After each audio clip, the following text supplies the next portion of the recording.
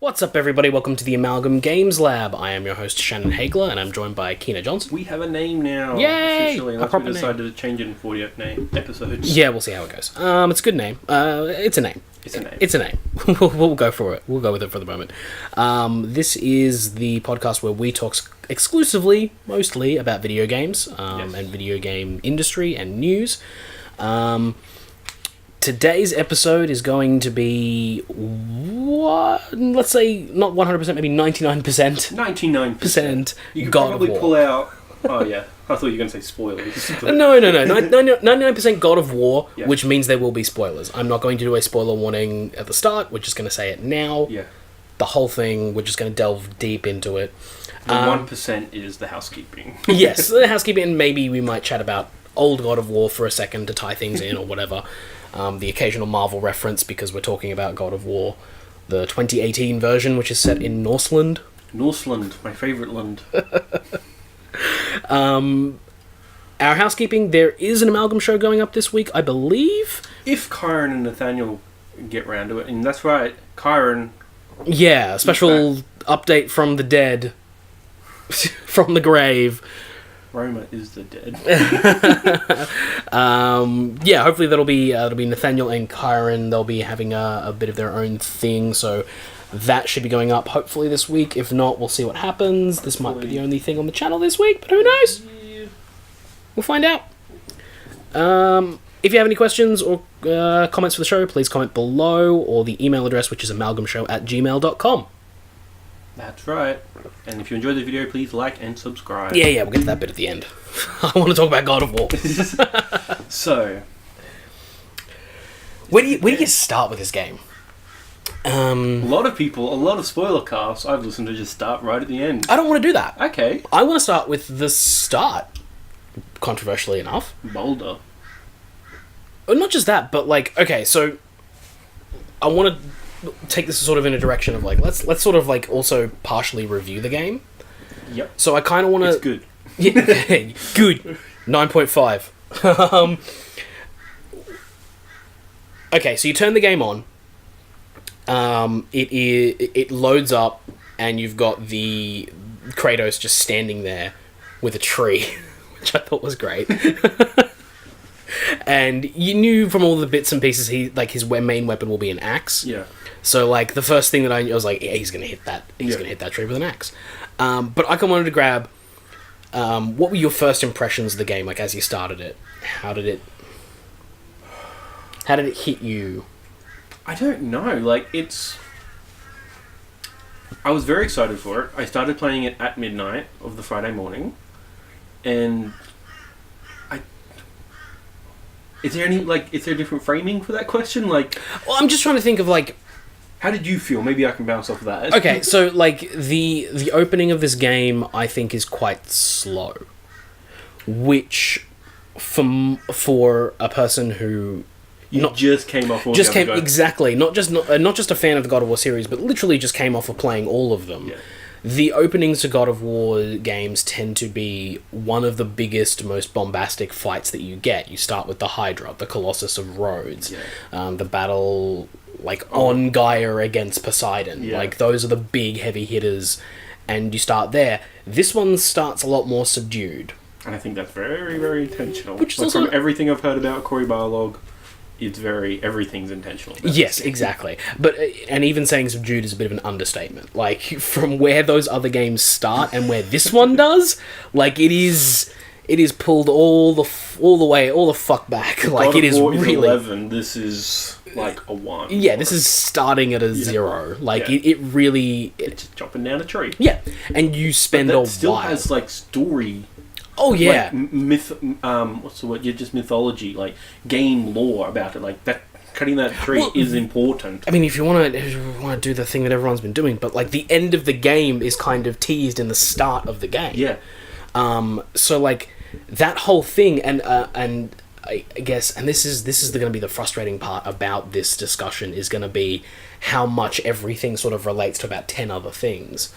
But when you look at like the hand marking on the tree, and how Faye has gone around and marked all of the trees that Kratos has to cut down. And then you get to the end of the game, and there's the handprint on the top of Jotunheim, and that's weird. There's a weird noise. Sorry, my bad. You get to Jotunheim, and you see the last handprint sort of on the very top. Yep. And it's that cyclical nature of it all. And that Faye has been, from the very beginning, leading you along this path to get to the end. To the literal step, because in interviews, Cory Barlog has talked about like how all the little markings, like how you see the white paint. Yep. Like she just went around graffitiing everywhere. That's her marking. Yeah, that's marking the journey. Getting up and she marks everywhere, and she understands Kratos and Atreus may want to explore because they need time to process all this, and they don't necessarily want to focus on the task because it is sad. So they might want to explore, and she takes that in because they establish in this game that the Jotuns have foresight. They have power of perception and which I've been reading Norse mythology by Neil Gaiman, and it doesn't really talk about if they can see the future or not, but whatever. No, I mean, the thing with the whole Norse setting is that, as I was kind of trying to get to, is that, Norse mythology is very cyclical, To the point where Ragnarok is a fresh start. Yeah, to the point where Ragnarok is something that has happened and will happen again, and everyone knows it. Everyone knows this whole thing just goes again and again and again.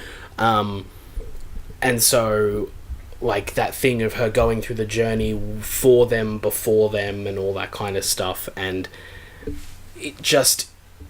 They do a great job of putting all of the mythology, all of the backstory, all of the lore into the world, rather than just giving you an exposition dump. They do exposition dumps, but they're all done within the story, within the flow. And even after they dump it, Mimir and even Atreus will help unpack that. Yeah. When you get one of the Jotun shrines about how Ymir, it's birth of all Norse mythology basically. When you get in the boat, it's let's unpack that. What is a cool story of Ymir, and what does that mean? Yeah. And why did war?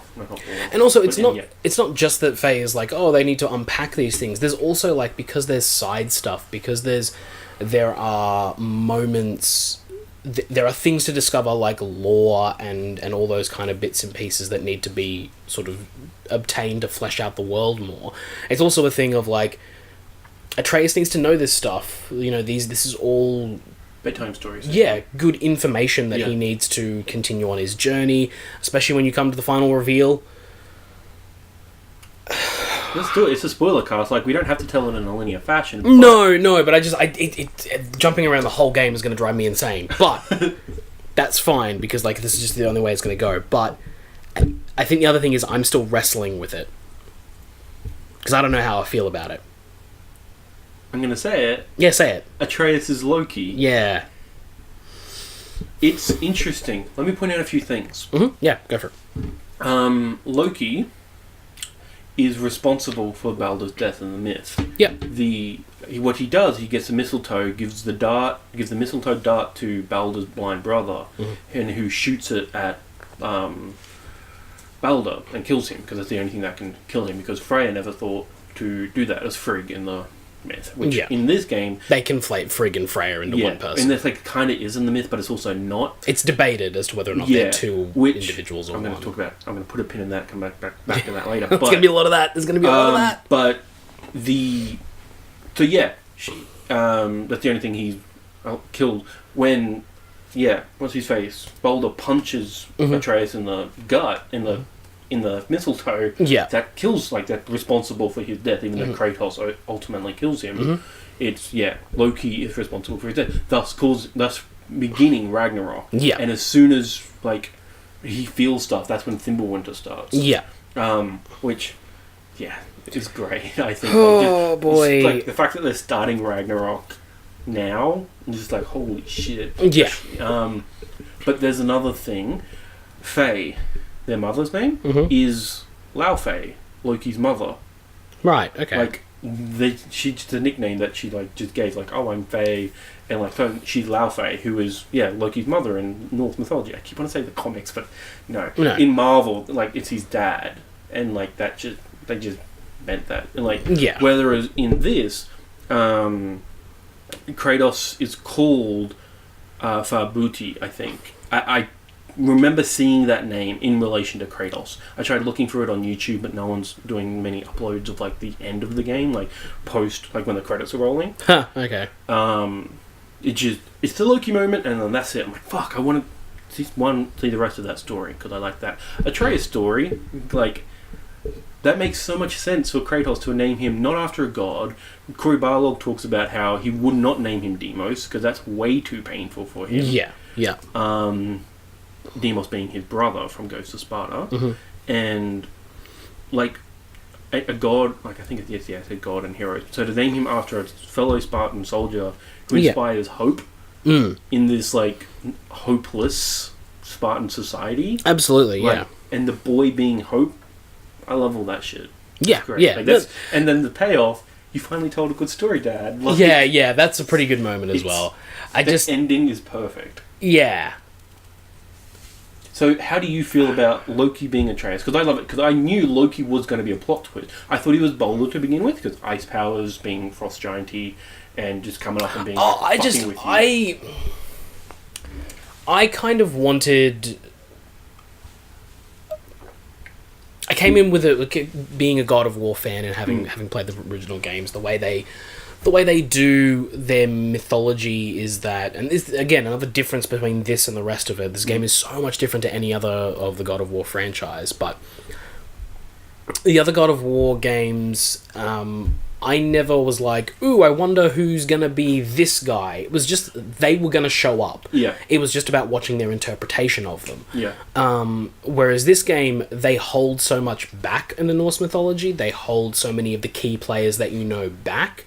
So my thought was that, like, of course Loki's going to be in the game. It's just what manifestation does he take? Is he an antagonist? Is he a protagonist? Where's he going to pop up? And so when that was the reveal, I was like, huh, that is cool. It's a cool plot twist. It does get a bit weird because Loki does a lot of things, which means that he has yet to do them, which again goes into the cyclical nature of Norse mythology. But also it feels as though a lot of the things that Loki has done in Norse mythology should have already happened. Yeah. Like, in this timeline, like, Loki should already be an adult, because a lot of the things that Thor, like, a lot of the things that we have in the mythology that lead up to Ragnarok, Thor and Odin have been doing, and we get stories from Mimir about these instances, and you're like, okay, cool, this is all this kind of stuff. While those are happening, there are also things that Loki is doing. Yeah. And so... Loki should be, like, he has a wife, or not really a wife, just another lover, where he creates Hela, Jormungandr, and Fenris. Yeah. Fenrir. Yeah. And they're all integral to Ragnarok. Yeah, absolutely. In the classic story. And I thought it was a bit... weird. At the moment that it happened, like, during that battle with Balder, where he, like... When you go into the serpent... Yeah. And then Balder, like, fucks it up on the outside to, like, spit you out, and you're having the big battle, and then Atreus suddenly can speak the language. Yeah. And I was like, huh, like, I know he's good with languages, but that's a bit weird. But then when he's revealed as Loki, it starts to make sense of, like, he probably already has some deep subconscious knowledge of the language that the serpent speaks, because it's his child. Yeah. But don't want to know how that happens. Don't, like, what? Yeah, no. When reading the Norse myths, they just come out as, like, a wolf and a snake and a half-dead girl. And you're like, what the fuck? But with Jormungandr, they're the fan theory that Jormungandr is Kratos. In terms of, there's the red scales goes down his whole body. It's similar to the tattoos. Plus, the very end of this game, did you ever go home? Yeah, I went home. Yeah. Of course I went home. I got spoiled, because I'm like, yeah, I finished the game, there's no more spoilers, I'm going home, like, what's going to happen? I'm going to lie down. No! Like, I got spoilers in Spoilercast, when I finished the game, Thor shows up. Yeah. So Thor versus Kratos is what, I don't know if the whole game's going to be, but that's going to happen in the next game in some capacity. You would hope so. Thor hates Jormungandr, like, forever. Like, this is cool. Jormungandr. Whatever, the World Serpent. Yeah, the World Serpent. It's really hard to say. Easier to say, easier to say World Serpent than anything else. He, like, there's this story where he's, like, trying to fish up something, and he thinks it's a whale, and he pulls the World Serpent out, and he's like, I'm going to take you down, and he's like, fishing bud, he's like, no, we gotta go. Yeah. So yeah, he's always hated him, and so in constant battles, so it eventually gets to the point, maybe, that Kratos evolves into a snake, or something. No, see, like I don't think that's going to had I not watched any, because I've also been watching a lot of Spoilercast with Cory Barlog, and sort of stuff that he's been talking about. Yeah.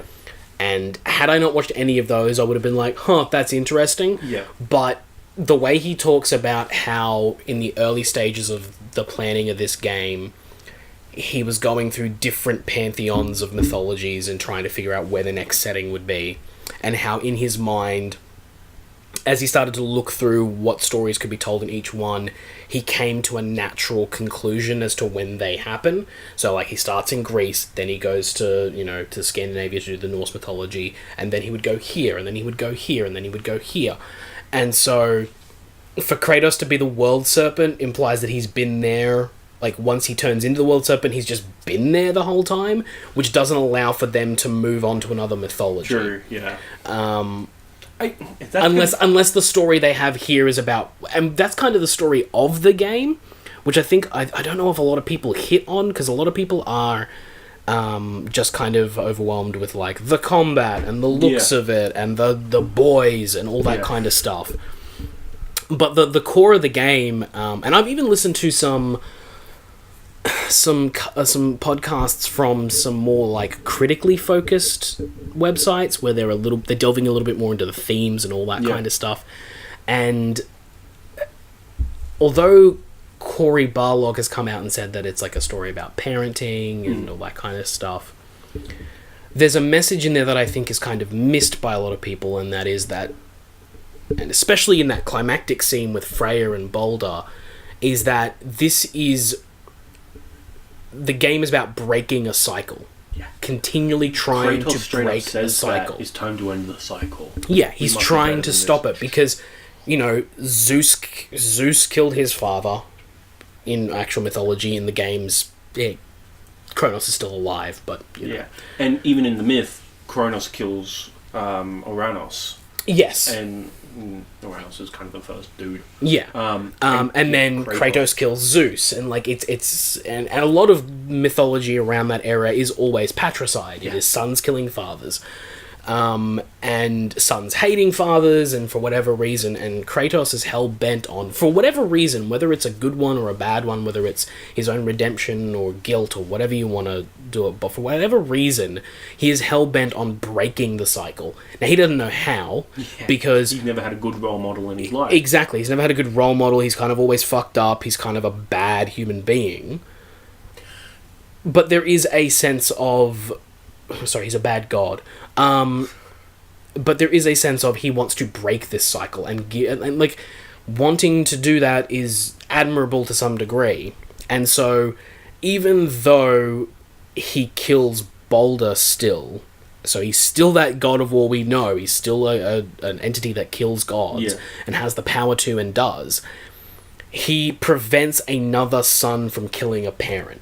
Yeah. Which does breaks that cycle, and that was again one of the things that Kratos is known for throughout the whole God of War series, is that when he gets fixated on something, he doesn't see anything else. Yeah. So when you look at that particular moment, yes, he stopped the cycle of a child killing a parent, but in the process of it, he has created another powerful enemy without any sort of forethought in that. Yeah. Like, the solution to that problem is like cutting his arms off. Yeah, or like letting him do it and then murdering him there. Yeah. And like just killing both of them and just calling it a day. And just be like, fuck you both. Like, a couple of things I want to pull from that. Cory Barlog has talked about how the original games are very much about Kratos doing horrible things, but good things happening. Like, he kills the Fates, thus giving humanity rule over their own destiny. Yeah. He kills the gods of Olympus, which gives gives humanity freedom. Mm-hmm. Like they're no longer under this like bureaucracy pantheon. Mm-hmm. So they're good things. When he finally wants to do a good thing, like intentionally, he starts Ragnarok. Yeah. Like that's like it's this weird curse of Kratos to like no matter what happens, bad things happen. Yeah. And there was another point that I wanted to pull from you. Freya, did you finish all the Valkyrie stuff?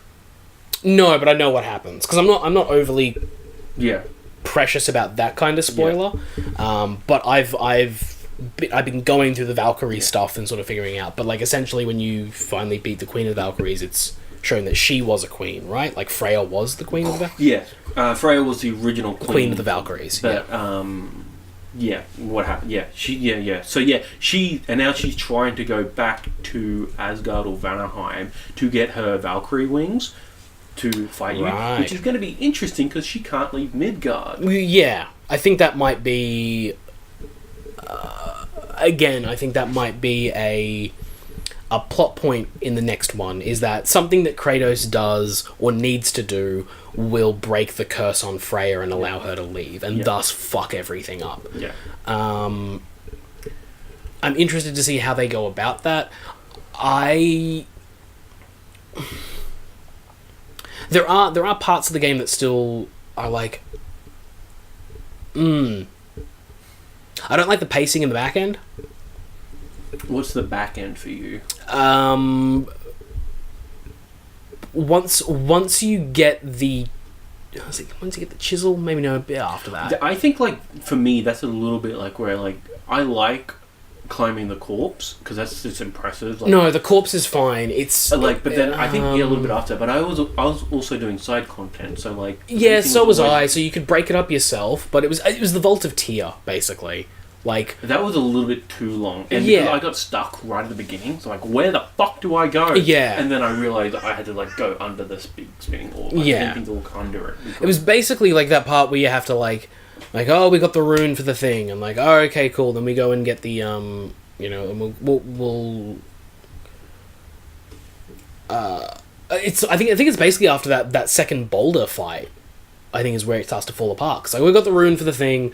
Alright, cool, we'll go to the top of the mountain. Oh no, the mountain's destroyed. Alright, cool, let's go look into Tyr's Vault. Alright, we found Tyr's Vault. Alright, cool, then we need this other MacGuffin to activate it all. Alright, cool. It doesn't seem to work. Okay, let's flip the temple. Alright, cool, that doesn't work. Alright, cool. Then we'll get the other eye for Mimir. Let's go get that MacGuffin. Yeah. And then you get back and like, oh cool, it's finally open. And then you walk to the top of the mountain and it's done. And it's like there are like 10 things you've got to get. Yeah. And the space between getting the thing and moving on to the next part of the story shortens with each one. You know what I mean? Like when you start, it's like you got to climb to the top of the mountain, and from the moment the game starts to getting to the top of the mountain, that's a pretty decent amount of time. Yeah, that's like a length of an Uncharted game, and that's what people were like. A lot of people were like, like when they were like still getting through the area, like I feel like I'm halfway through an Uncharted game. You know, people like.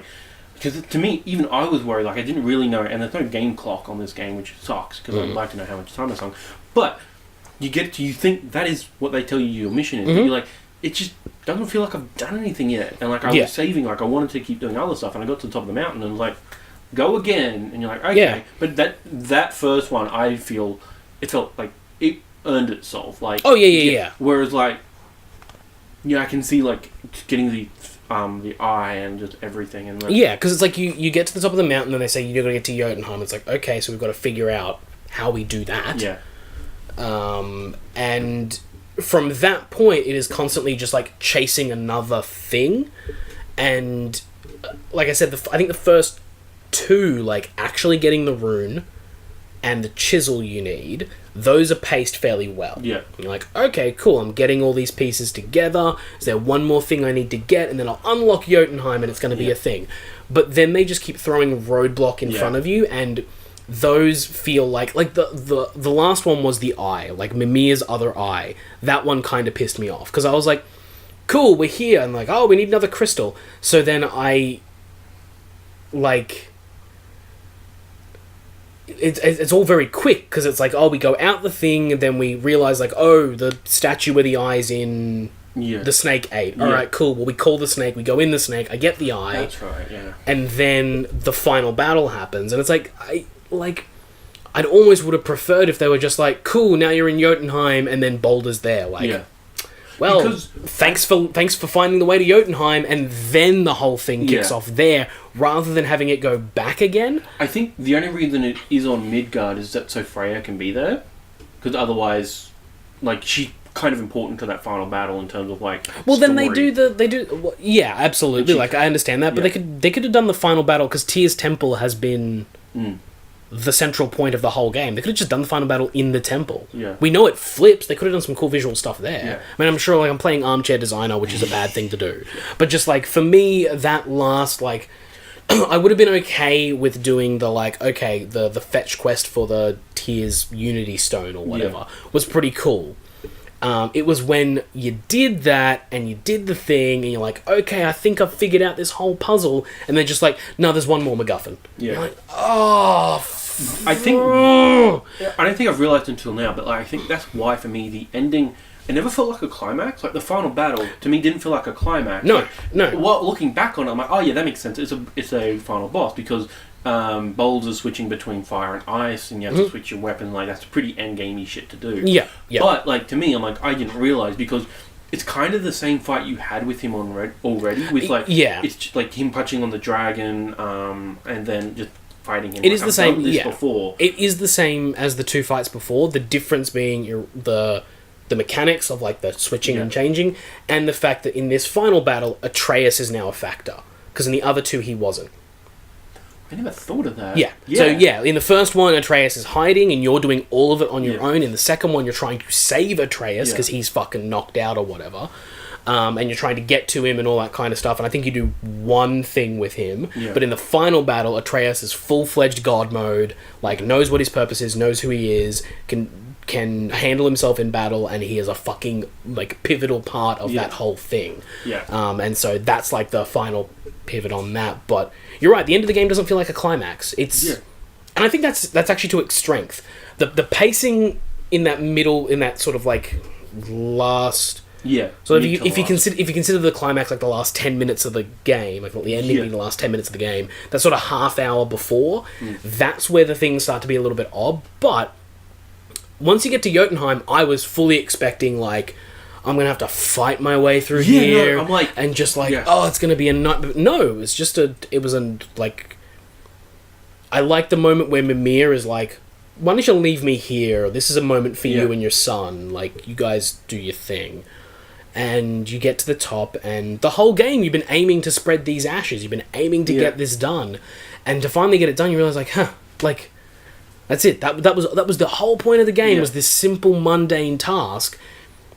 But there had to be some otherworldly thing that came in to fuck it up. It was never... And again, it's another one of those moments that's totally different from the first game, is that it is not Kratos going out of his way to find supernatural things and beat them up. He's literally trying to avoid them the whole time. It's just like, I don't want to deal with this shit. But he has to in order to get this done. Yeah. And, you know, that speaks to the change that Faye has made in Kratos' life. Yeah. Another thing.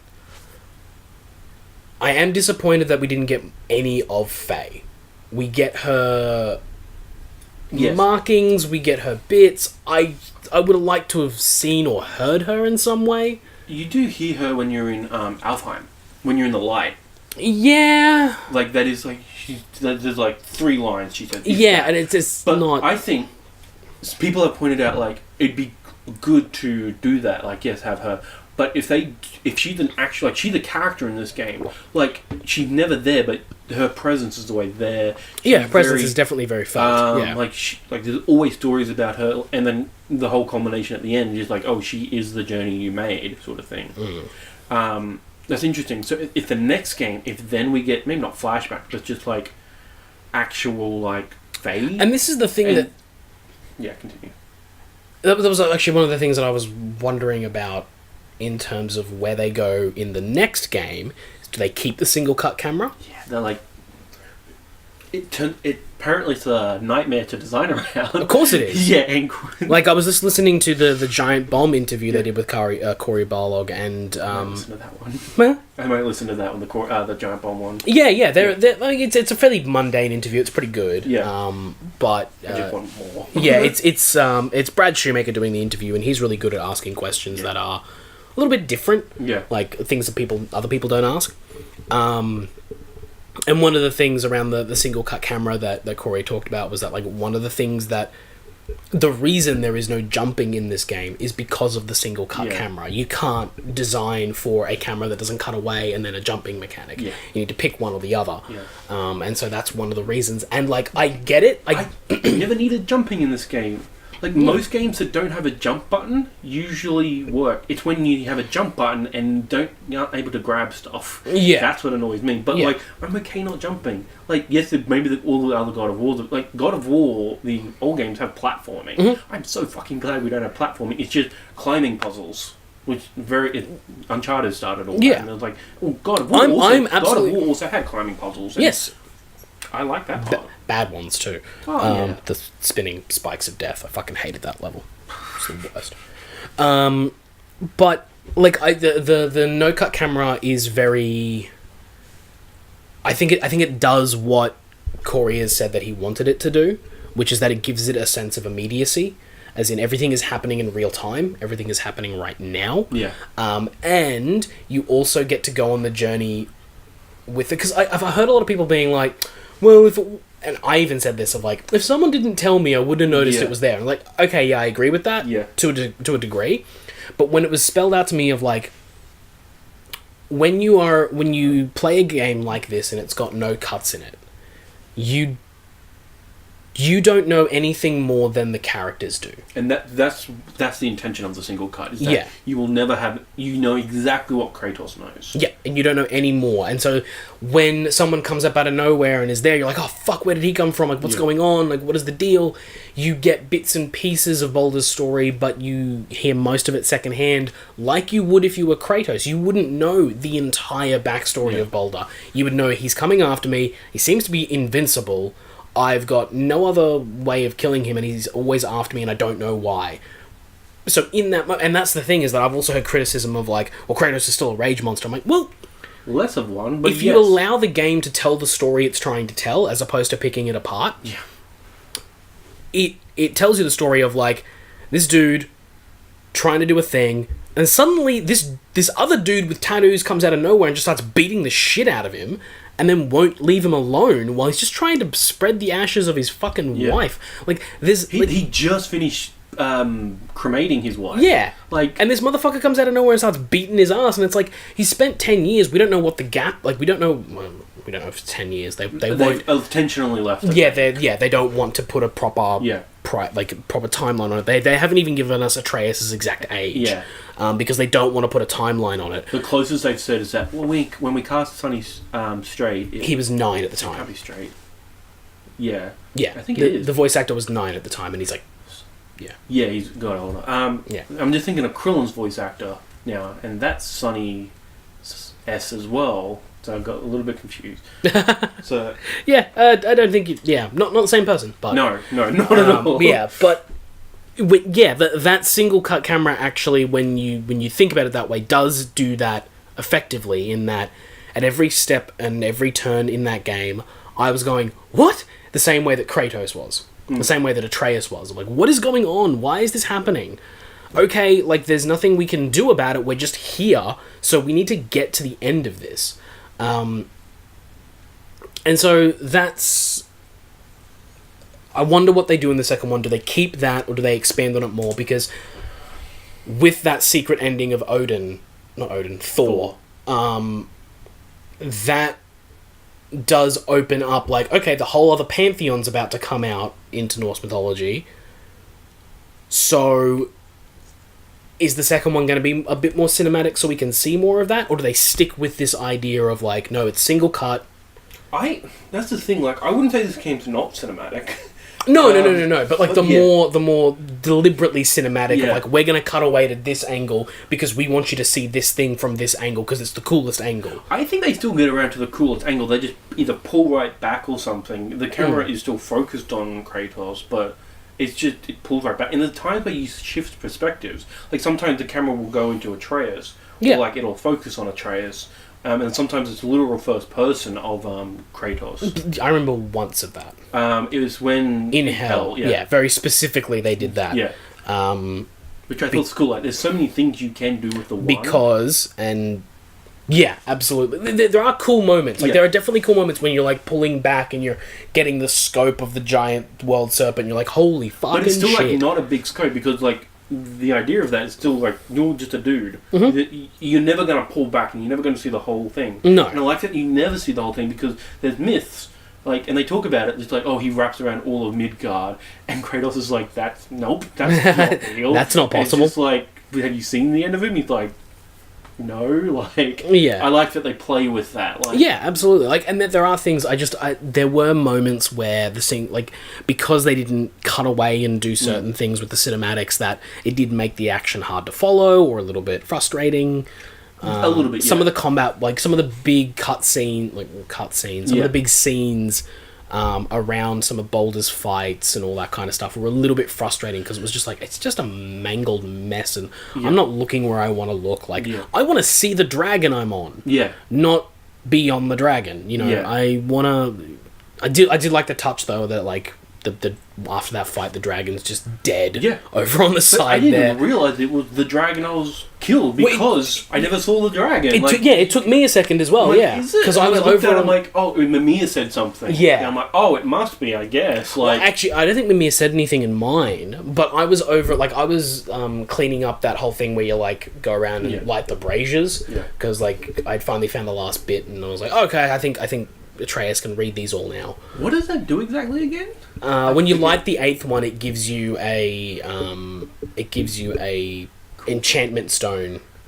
Yeah. Was that it? Yeah. It gives you a legendary stone that is specifically 5% less damage from Valkyrie attacks from all of them. And it stacks up to 25%. So I assume there's more of those to get, like that you can get depending on drops and stuff like that. But I didn't like it starts with that. It was like, oh, like that was the moment of me going, oh, I'm gonna get to fight the Valkyries. Cool. Yeah. Did you not Did you not come across the Valkyries before that?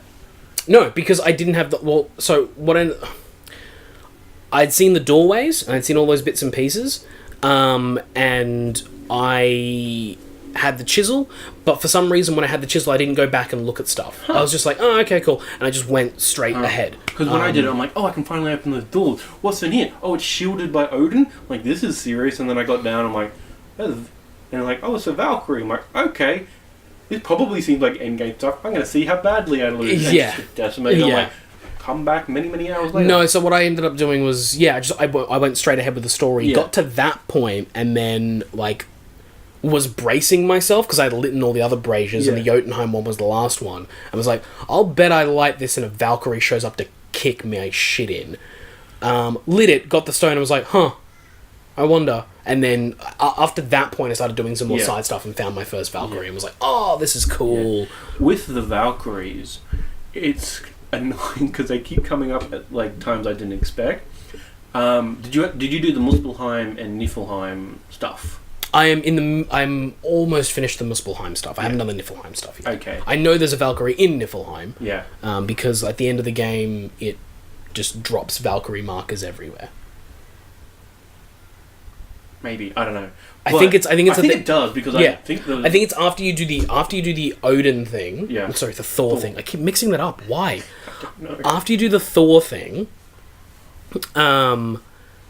when you wake back up and you drop back into the world, I think I might have done one Valkyrie at that point then. But essentially, when I open the map, like everywhere there's a Valkyrie, there's a marker now.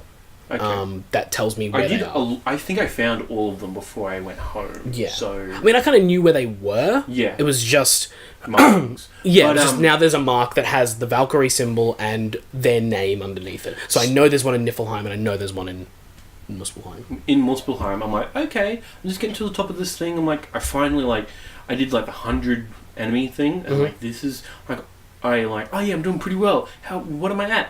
90 left to go. I'm like, for fuck's sake. Yeah, the 100 one. Like, it was like I put in podcasts, but I was like so focused. Like, you know how when you focus for a long time, your brain can't focus anymore. Like you can't focus. Like you can't, because by the time I got to the Valkyrie, I couldn't beat her because my brain was fizzled. Yes. So I'm like, I'm going to take a break from this. I just left. So is she like the final thing on that? Yeah. Right. Well, okay. No, because there's still stuff to do after the Valkyrie. There's another sword that comes down, and you can keep doing content. Okay. Like Muspelheim can go forever because the whole point you can mine stuff, you can farm stuff rather, and upgrade. No, that's fair enough. Because I was just trying to figure out, like, because I've gotten to the 5th level. Yeah. And that's the hard part on the 5th level, which is the one where you can't get hit. That's tricky. Yeah, it's a real pain in the ass because I did it like twice, and I was like, you know what? It was like 11 o'clock, and I was like, hey, I'm gonna just let it sit. I got pretty well. I got to like, I needed to do 2 or 3 left, like my first time. I'm like, okay, cool. And then the other ones, I couldn't get past like 14 or so. I'm like, for fuck's sakes. So yeah, I left and came back. Niflheim though, really hard. Have you been there? Yes, yeah, I've been to Niflheim. So yeah, the poison's killing you, and so you try to build up immunity to that with the armor. And I'm like, okay, cool. And I'm just exploring, and I come across a Valkyrie. I'm like, for fuck's sake! Right, so you can just come across her there. Yeah, well, you can figure out where she is. Like, once you find her on the market, you can get there pretty easy. But, you know, I didn't know she was there, so when I stumbled across her, I'm like, I am not ready for this! Turns around, goes back through the death traps. Yeah. And I have to make my way back. Niflheim is interesting. The post-game stuff is interesting. I love the post-game stuff. Yeah, I think it's really good. I want more. More post-game stuff? Different post-game stuff. The combat arena, like... The combat arena is fun. Like, in Muspelheim, it's fine. I thought it was, like, when I came across that, I'm like, oh, this is super gamey. Like... The game is not afraid to be a game. Yeah. Because a lot of games are. They're like, oh, let's, like, hide the... And they'll literally do it. Like, in Muspelheim, if you lose, Atreus will literally say, why don't we just come back with better armor and equipment? And you're like, okay, thanks, kid, thanks. Which gets annoying when you've got the best stuff, or some of the best stuff, and you're like, I can't, all I need to do is dodge better. Like that, and like, he said it after I did the, like, you can't get hit thing. I'm like, equipment doesn't help here, bro. Like, I'm going to have to figure out how I'm going to do this. I don't know. Yeah. But, so when I came across that was interesting. I'm like, oh, this is the game. And then when I got to basically Niflheim being a roguelike, I'm like, like, this is... I like it. It's like, different, yeah. When you first start off and you can't do anything, like, this is annoying, but I want all those treasure chests open. Yeah. And you get it, and, like, you get better. And, like, basically, you get to a point where the poison doesn't really affect you. You're like, oh, I'm down to 3/4 left. Oh, 1/4 left. I should go back and, like, dump in. Yeah, at the point I'm at, it's like, I can open 2 chests and I'm already half dead, and I'm like, I should probably get out of here now. So yeah, that's gonna be interesting. I'm still gonna go through and play all this stuff. Yeah. I wanna kind of do it. I'm probably gonna platinum it. I feel like I can. It's definitely doable. Yeah. Because also that I've heard that, like, if you do get frustrated at a point, if you drop it to easy, it actually still pops the achievement.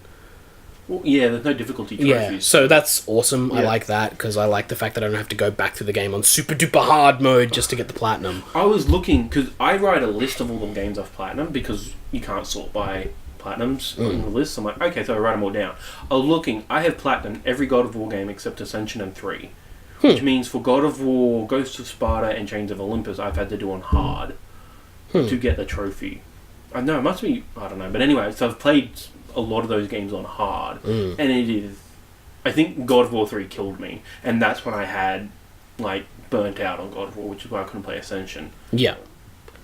So I want them, when they do New Game Plus, I want to do what they did with Horizon. It's like, okay, you get an achievement, you get a trophy for finishing New Game Plus, and you get one on the hardest difficulty level. Like, those are the only 2 trophies they added when they added New Game Plus, but they're not part of the platinum. They're like DLC trophies, sort of thing. Right. Okay. And I want that.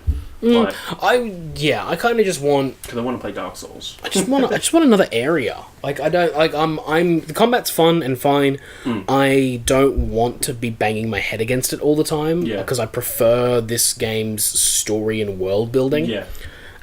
So I don't know if they will do DLC. It doesn't seem like a game that Corey's been, like, saying, he keeps saying, "Oh, this is like the orange box. Like I want everything to be here." And that's what you get. Like this is just the best thing that you can get. You buy the game, the game is there. Yeah, yeah. And I've seen comments. I've seen people be like, "Oh, I wish there was more content." I'm like, "Are you fucking serious?" Like, there's a full and there are people who say like, "Oh, I want better and more post game stuff." I'm like, okay, I understand wanting more out of your video games. I totally get that.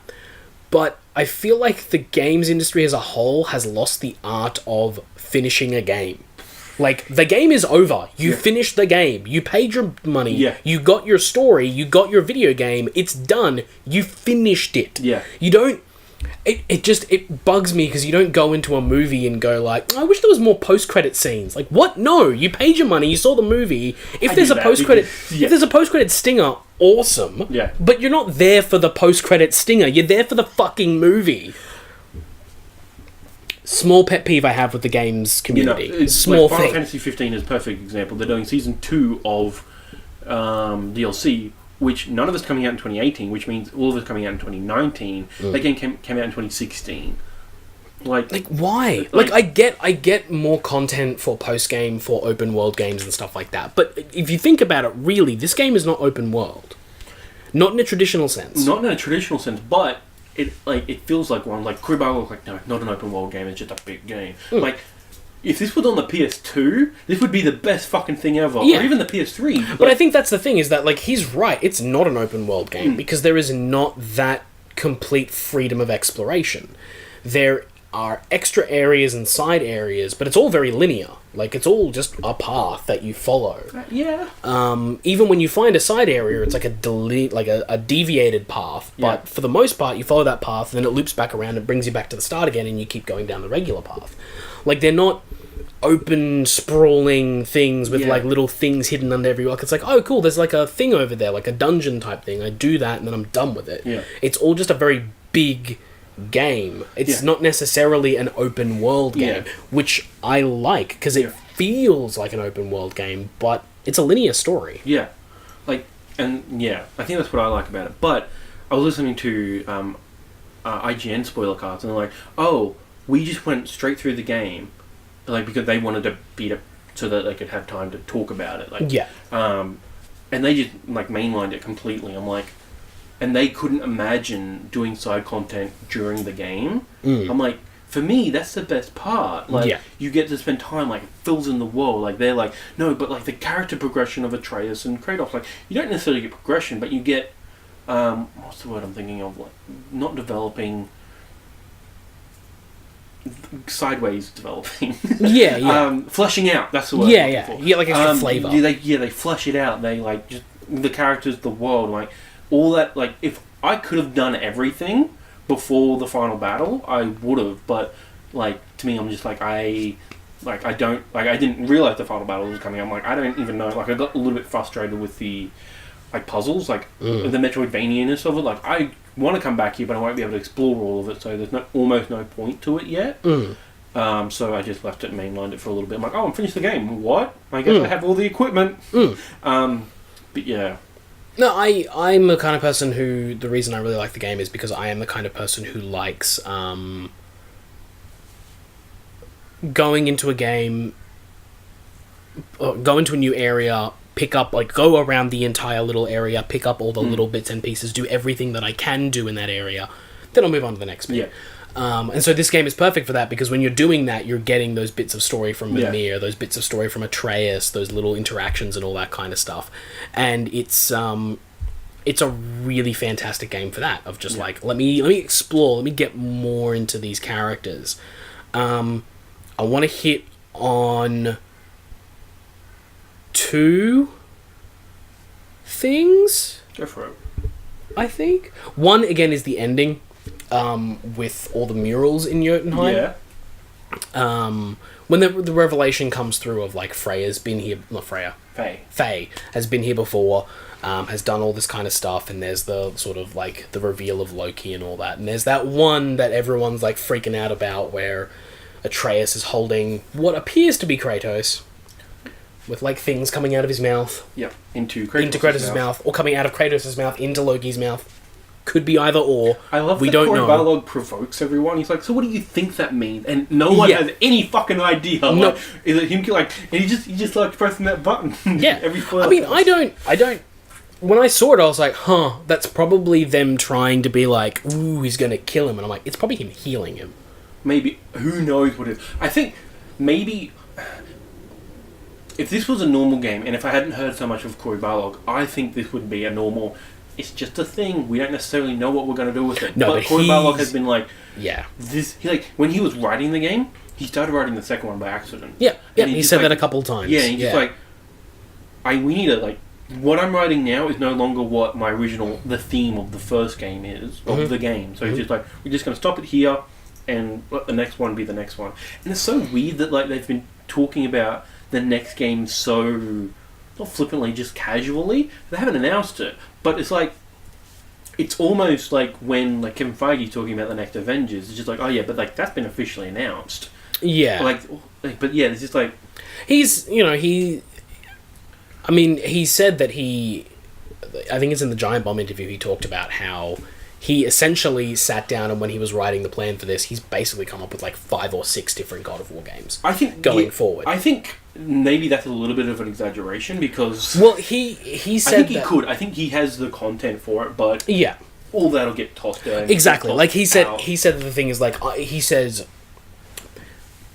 There was some really nice quotes that I've seen from different Spoilercasts, and one of the things is that he said is like, every game designer and every storyteller kind of goes into a thing, and when they start getting their creative juices flowing and things start to happen, they do come up with way more content than they're ever going to make. Yeah. They come up with this idea that's like ridiculously long, and then the process starts, and they cut and hack and slash, and they drop it down to like 2 or 3. Like, the one thing that he keeps saying in like most interviews is that every day there was almost a meeting about scope. Yeah. Like, scope is what he was saying. Like, do we want it big? Do we want it small? Like, this area is scope. Like, that's the whole thing of this game. Yeah. Like, and it wasn't toss everything into it. It is...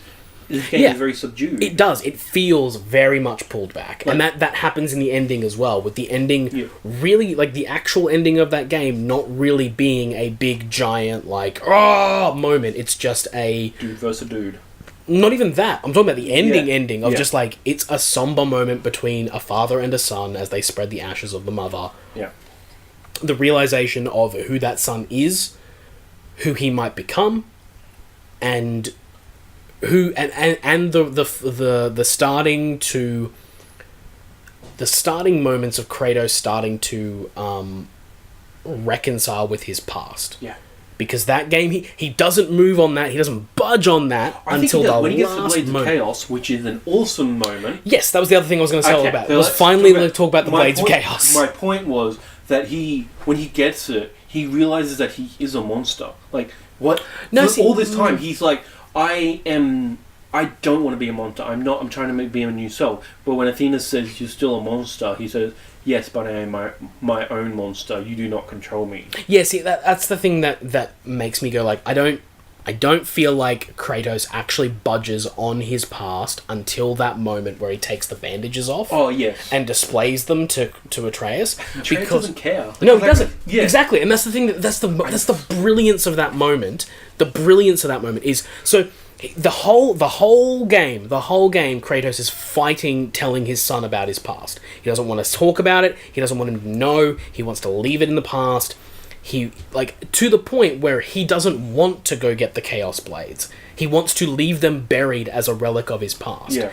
He doesn't budge on that kind of stuff. He even says, yes, I'm a monster, but I'm a free monster, which is still Kratos of the old. It's still the Kratos in the old games to be like, I don't care if I'm a monster as long as I'm free. That's old Kratos. Yeah. New Kratos,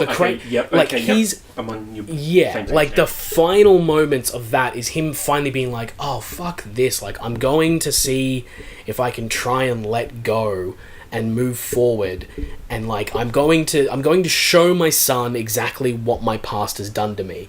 And he's a kid, he doesn't care, because at the end of the day, as much as Atreus and Atreus has had like an experience that is at odds with his father, and his father's absent or not there or not very good, still his dad. Yeah.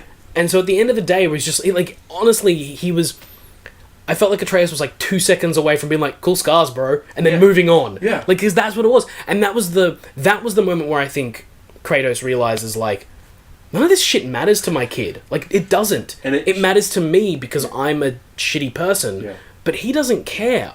And I think that's the moment where he starts to go, like, okay, that is... I can now move on. We can try this out. We can see if we can break the cycle in a different way rather than me murdering everyone.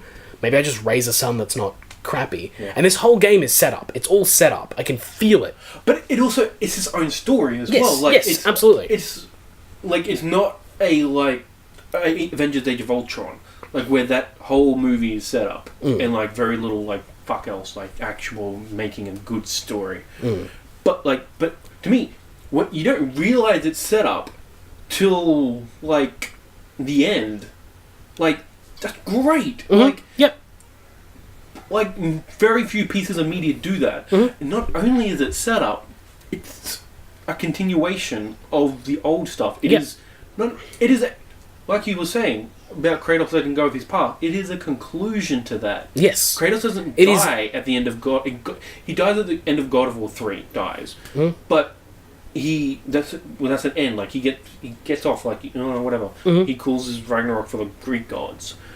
This, he actually, all that stuff has happened. He's good with it now, and I think, like, on a meta level, that is also for the developers. Like, we have let go, not necessarily let go, but we have accepted. We've moved on from the old God of War games. Like, that's the whole point of this. This game is both meta and literal in terms of it's moving on. Yeah. Creating new things but not forgetting your past. So the difference between moving on and not forgetting. Yeah. Is the difference between forgiveness and the other word I'm thinking of. Forgiveness and forgetting. Yeah. They're very different things. Yeah. And that's what this game is about. Yeah. And I think it's an interesting conversation to have around it about, like, does Kratos even deserve redemption? I think no. No. He killed so many people, like, people brought up to the point from God of War 3, where I don't remember the girl, but he puts a girl into a rotating thing. Yeah. A gear. Yeah. She's just a girl. I forget who she is. She was like a servant or something. Yeah. She is a person in Greek myth, but I don't remember who. Yeah. But anyway, like, he's not a good guy. He treats everyone terribly. So this new Kratos, I don't think he's looking for redemption either. He just wants to make sure that his son is the best. And is that it? Like, and that's the other thing is, like, I've heard criticism of this game of, like, Kratos isn't reserved redemption. Why should we give a shit? I'm like, well, the kid didn't do anything wrong. Yeah. Like, and I think that's where the point is being missed on this game, is that yes, Kratos is the vehicle for this, but the story is about Atreus. They literally say that, like, when they're looking at the mural, like, this is the story of us, Dad. And he's like, no, this is your story. It's his story, yeah. It's a story about Atreus and what's going to happen to him and how he grows and all that kind of stuff. Just the I can definitely see that, depending on how they want to go with the next couple of games, that eventually the God of War franchise morphs into us playing as Atreus rather than playing as Kratos. I think that's what the final mural is hinting at. Yeah. They're something, excuse me, like, we're playing as Atreus, but Kratos and God of War are so, like, it's like Mario, like Super Mario Brothers and Mario. Like, you cannot really take one from the other. Well, they can. There's, like, Luigi's Mansion. Yeah, but, like, for Atreus to become the new God of War, the face of God of War, I don't think. My idea is that he becomes the playable character, Kratos is dead, and then the next game is trying to market Atreus as God of War, not Kratos. I think the change would also come with a name change. In my mind, because I would like, because there is a if they were to go that direction, yeah. So there are, in my mind, after this game, there are two possible directions to go down. One is we follow this story of Atreus, and once we get to a certain point, Atreus becomes the playable character, and at that point, in that game, we end with, Atreus, either Kratos dying or Atreus finally being like, I need to go out on my own, and whatever game would follow that would have a different name to it. Because you're right, God of War, the God of War is Kratos. Yeah. That is that series. So you wouldn't even call it God of War, like subtitle, or like... No, you could easily just call it Son of War. Dad of Boy. Yeah, Dad of Boy. But you could easily go down that road of just like, it just needs to be a small change, or you delve into Loki's mythology and call it like God of Chaos. Yeah. And just focus on a different thing, because the other direction you can go in, and I think this is probably the more likely one to go down, is there is ample evidence to suggest that Tyr is Kratos. I don't necessarily... What's the evidence? Because that's not what I think. So, Tyr... They are both God of War. Tyr is a God of War, is the God of War. He's the North God of War. He is a beloved God of War. The other things he's a god of is justice and peace. Exactly. Like, that's the complete opposite. No, you're right. You're right. You're absolutely right. No, I'm not like arguing. I'm just saying like Tyr. Like, I love Tyr. Like from the moment of like he's the antithesis of Kratos. Exactly. And I love that about Tyr. Exactly. And you never see him like again with the whole cyclical nature of Norse mythology. There's evidence enough for me to suggest that Kratos, after seeing and hearing about the actions of Tyr and going through all this stuff in the Norse area, then goes to Egypt, to the Celtics, to Japan, and is the person who brings peace and justice, but not in the way that Tyr did in terms of like talking to the gods, but in terms of destroying the gods' pantheons in those areas and allowing humans to come forth and be the actual rulers of the world. That's interesting, because he did that for Greece. Yeah, exactly. Like, Cory, that's his idea of that. He brought peace for humans. He gave them freedom from under the And God. he said in the Norse mythology, he considers the timeline being that everything that is happening in the Norse mythology happens, and once all that's done, humans then come around and they tell the stories and pass it on. What's the terminology? Pre-migration? Pre-migration era. It's a pre-Vikings. Like, yes. Which is very interesting. That's why we don't see many people in this Exactly. game. We see... I think the only other humans we see is right at the start of the game. That turn into revenants. Reapers. Revenants? Hellwalkers. Whatever. Frosty Boys. Reavers, I think they call them. Maybe. Frosty Boys. Yeah. Yeah, you're right. And I think I think that's the more likely one, because it allows them to then like make a trilogy of God of War games in Norse, make a trilogy of God of War games in Egypt, and continually pump out this money machine for the next 50 years. The only thing that I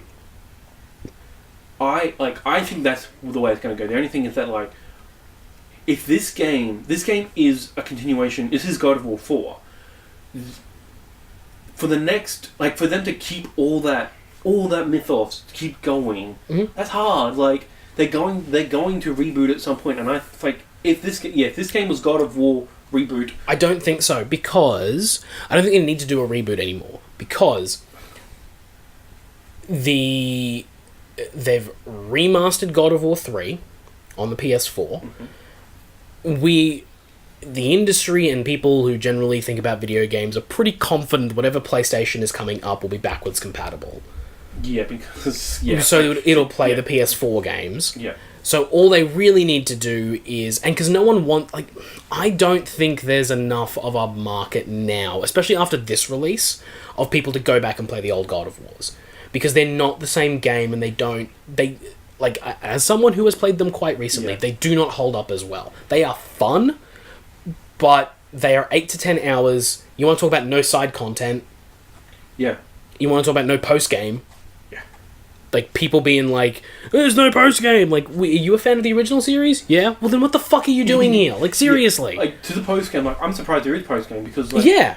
most post-game stuff is the side shit you didn't do before. Exactly. The fact that there actually is stuff that is after the game. That requires you to beat the game. And and do other things. Or not necessarily, I think you just can... need to be stronger, and the only way you can really get stronger is just by progressing through the story, and then post-game stuff. And it's really, really well done.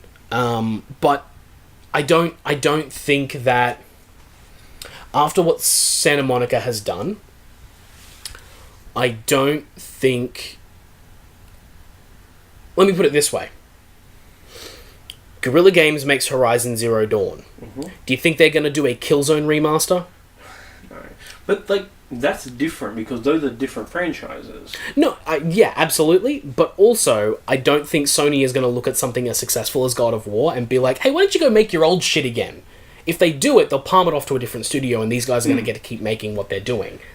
I just, it doesn't make any sense to take a team that is doing so well, off the back of this, has turned it around because they haven't been doing anything for a while, has created something that has captured the hearts and minds of the gaming industry. There is no reason for them to then turn around and be like, yeah, let's just do some remasters and some reboots. Yeah. Keep it going, because this game will be playable on the next system, we assume. Yeah. The God of War 3 will be playable on the next system because it's a PS4, there's a remaster. If they really want to, they can upscale the old ones and bring them onto the PS4 as well. There's already the HD collections for PS3. But that's the thing, is they're on PS3, so you need to... You can even and bring them up to PS4. And then just resell them. Play the PS2 games. And just do that. Add trophies. Yep. Well, there's already trophies. Not in the PS2 versions. No. But yeah. No. But there's the trophies. Sure the PS2 code has trophies. Yeah. But they can do whatever they want with that kind of stuff. They don't need to do a remaster or a reboot again, because this is essentially the reboot. Yeah. And that's what I mean, you get to a certain point, this is all one narrative so far. That's the thing, is I think I kind of understand what you're sort of talking about now, of so Norse mythology, yeah, absolutely, why they stick with this aesthetic and this gameplay for this, for the Norse mythology. Yeah. If they decide to move to Egypt or any other mythology, sweet. Change the camera perspective, change the camera, it's no longer no cut. Do whatever the hip genre of action game is at the time, because this is a Dark Souls light. And God of War was a Devil May Cry, Onimusha, I think, character action game. Yeah. And those games are fun, and they just made them really, really well. Mm-hmm. Which is why God of War is also kind of a greatest hits game. It's a good Tomb Raider game. It's a good Uncharted game. It's what Sony does best with their first party titles, which is, hey, these are the things that are popular at the time. We are going to make it the best it possibly can be. Yeah. So if you want one of those, this is the one you want. It's the thing that I keep saying, Horizon Zero Dawn is the open world game I play, because every other open world game doesn't feel as good or as polished as that one. Horizon Zero Dawn works for me. Yeah. This God of War game is way better than the Dark Souls games. I can't. I don't Dark like Souls Dark Souls. In terms of combat. Dark Souls feels really good playing it. Whatever you're feeling about the rest of the game is whatever. But this is slow, methodical until you get the Blades of Chaos. Then it's chaotic. Then you can. And then you get to the point where you need to start using both. Mm-hmm. Not even against Baldur at the end, but just in general, you find yourself... I honestly thought this would be like the other God of War games, where as soon as you pick up the second weapon, that's the one you use for the rest of the game. Until you pick up the next weapon, then that's the one you use for the rest of the game. Yeah. But no, as soon as I picked up the Chaos Blades, I was like, this is fucking cool. A, it's a cool callback. B, I'm loving the way these work. And then C, I started using them a lot, and then eventually got to a point where I was like, actually, I need to switch between the two, and doing switching. You needed to use them for a lot, because you went to hell after that, and that was the whole point. You used them in hell for quite a while, and then you came out of that, did a couple of other things, and you're like, I need to start using the axe again. Yeah. For reasons that I don't really remember. I think there's a fire troll that you beat fairly close after that. Yeah. That for me specifically, it was the 3 dragons. Releasing them. The third one has, the one I did third, has a fire troll. You go through the big temple and do all this shit. Yeah. There's a big fire troll in there, and I did that sort of just after getting the Chaos Blades. or after having them for a while, and hit him a couple of times with those, and was like, this ain't gonna do shit. Yeah. Right, should probably switch it up to the axe again. Yeah. And did that, and that battle was actually kind of fun. Yeah. I am disappointed I didn't get to fight another dragon. Right, but apparently those boss battles took like a year to make. Oh, it doesn't surprise me. Those things are fucking incredible. And I bet they did want to do more, but one, they didn't really make sense with the pacing, and two, it's really hard. Yeah. So yeah, while it would have been cool to fight a dragon, maybe not as epic as the dragon fight, but just to fight another dragon would be good. Just just on the ground, fight it just jumps, kind of like Dragon Age sort of thing. I mean, the thing is, they've got like the 3 boulder fights, the fight with the dragon. Those are kind of the big boss fights. I can't think of any other boss fight besides the Valkyries. Those are the big ones, and essentially it's when the health bar ends up on the bottom of the screen is essentially a boss, because then they pepper it with mini boss fights like the trolls and the ancients and all those kind of bits and pieces. So there's kind of like mini boss fights peppered throughout the game, but specifically with the ancients, the trolls I still haven't quite figured out. Mostly because I have so much stacked on my weapons and everything at this point that I just kind of brute force my way through them. I never really needed to figure out a tactical way of going about it. That's why I want to do a New Game Plus, to make the game harder and so I can actually do everything tactically. Because I wanted to play this game on hard. I set the game on hard to begin with, but because the controls were so foreign to me, I couldn't actually get past the first fight. Yeah. Because, I couldn't figure out... I don't know what the deal is, but, some of them seem a lot faster. I guess it must be just a patience thing. Yeah. But I couldn't figure out the tactical thing, so I brute forced my way through the trolls. The ancients, I ended up coming up with, a fairly basic strategy that I use on every single one of them. Yeah. And that works a treat. Yeah. But... yeah, I'm really excited to see... I hope they do another one. They will. I don't want it to take 4 years. I don't think it... Well... The PS5 is going to be out, by the time. I think it would take at least 3. 3 would be good. 3 will be at least what it'll take. The reason it won't take as... it won't take as long as the first one. Hopefully. They said it won't, but... It won't, because the major thing and it's the major thing with most games that start development on the first one, it's the engine. Yeah. Developing the engine, your lighting engine, your physics engine, all that kind of stuff, that takes the most time. Once that's done, you've got everything, and your art assets. Yeah. They've got everything in place now, so it's just a matter of piecing it together and coming up with what the next thing is. Yeah. Because here's what I don't want.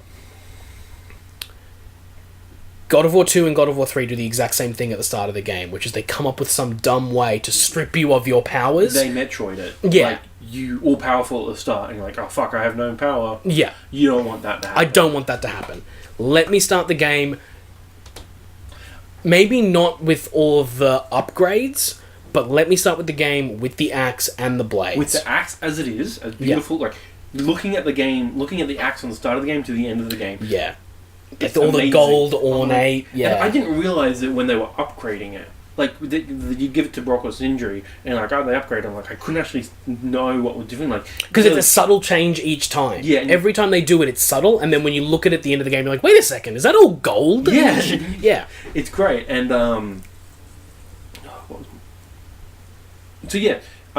hopefully, not all that's taken away, because I would like that axe, the Blades of Chaos. I think that's it. I don't know what because they probably will do it, which sucks. But well, there is an idea behind it that you could, because let's say the next game starts with the secret ending. Yes, with the Thor fight. Then they can't do it. You need that. Well, they'll do it because you'll have that strength, and then afterwards. Well, what's to say they don't just games have done it in the past. It could do it again. It reads your save, figures out what you had on you, starts you with that loadout, and then, but at the end of the fight, it just does some calculations, and then just goes level 1. Mm. But it's all the same stuff. It's just level 1, and then you get new stuff to change it all out and get all. What I want games to do is what Legacy of Goku 2 and 3 did. Legacy of Goku 2, the level cap is level 50. Mm-hmm. when you first control Goku in Legacy of Goku 3, he is level 60. Because there's been the 7-year gap. Yeah. He's gotten a bit stronger. Gohan and level 55. They all start at level 50, and then the new level cap is level 200. So it gets real crazy, but because there's no real content after that. So what I want is for you to, it'd be great to actually keep your level. Yeah. And just, move up. What am I, level 7, I think, at the moment? Yeah. I think what's the max is 8, isn't it? I'm not sure what the max is. I don't think it's pretty low. You could continue, the next level cap could be 16. And maybe that's what they're doing. Maybe they're maybe that's the idea is the levels are all because I don't think I've seen a monster with above level 8. Yeah. Maybe it's just that the next game is everything is from 10 to 20, and that's what you're going with. But it'd be cool. It'd be interesting for them to actually have a game, a sequel to a game that is not just start again. It is literally a continuation, literally a continuation of your previous game. Yeah, I would. Because I was going to say, that would tie in with the whole idea of it being a no-cut camera. If they kept the no-cut camera in the second one, it literally is a continuous shot from first game to second game. That would be great. I think the only other thing that they would do is someone like Thor.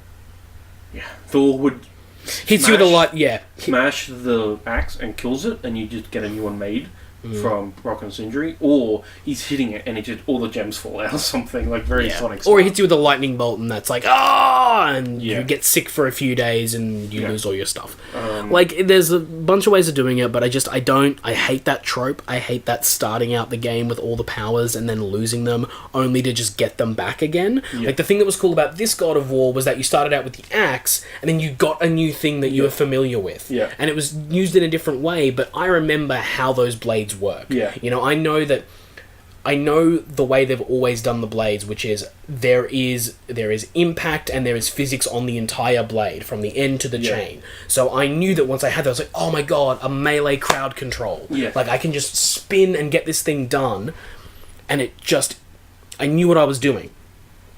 Don't make me go back and do that again. Yeah. Just give me the blades, give me the axe, give Atreus a summon off the bat, and let him not be useless at the start. Because that's the other thing, is Atreus is increased now. If they do it again, is he going to have shitty physical arrows with no lightning or light stun? Yeah. Because that's useless. I don't want that. What's the fucking point of that? Yeah, no, it'd be interesting because, Atreus, I don't want him weak. I'm okay if they strip some of my abilities back, the weird, stance shifting. I never understood those. There was a bunch of upgrades. I'm never going to use these. I didn't really use them. But okay if they strip some of that back, because I'm not going to even remember all of them. And, you come back to a game 6 years later, or a year later, you barely remember how deep the game is, and you're, trying to... Yeah. I'm okay if they strip out most of the abilities. I'm okay if they strip out the skill tree, but don't make me go on a quest for MacGuffins that I already have. Yeah. Let Atreus, because the thing with the shock arrows and the stun arrows is that they're not abilities, they are things that were put onto his bow. Yeah. They were spells put on his bow. So he should have them from the start. Unless he bow breaks. Interesting thing is, I didn't think we were going to get Blades of Chaos. Apparently they're there, right at the start of the game. Yep. I didn't see them, did you? So I didn't see them, I didn't know they were there, but when he opens the door and he gets Atreus is in there, you can see the cloth that they're hidden in. And I didn't even see it, and I want to play it. I wondered what was in there, when he was you never let me go in there, and I'm I wonder what's in there. I'll bet there's something specific from his past that's down there. Yeah, it didn't occur to me that it would be the Blades of Chaos until as soon as Freya said you something about not even your axe can't even kill them, sort of thing. Yeah, your axe can't kill them, but something about you need a certain type of some type of fire that won't even survive in hell. And I was I know where this is going. I didn't realize it at that point. It's when he's realizing it's I have to go back home. And when he said home, I didn't think he meant home. I thought he meant Greece. I thought, are we going all the way back to Greece to pick these up? No. And other people have heard that, and Cory heard that, and he's if we went back to Greece, this would be the longest game. This game would never have come out. Yeah. I even thought, not even, I thought it was just going to be a little area in Greece. We just go back, he picks them. He goes to the top of Mount Olympus. No, and just like picks them back up. Well, the thought, and then sails back. I think the reason that did not occur to me or get in my mind is, again, I give Cory Barlog all the credit in the world for actually doing it. The no-cut camera made me go, there's no way we're going back to Greece. That's too much time.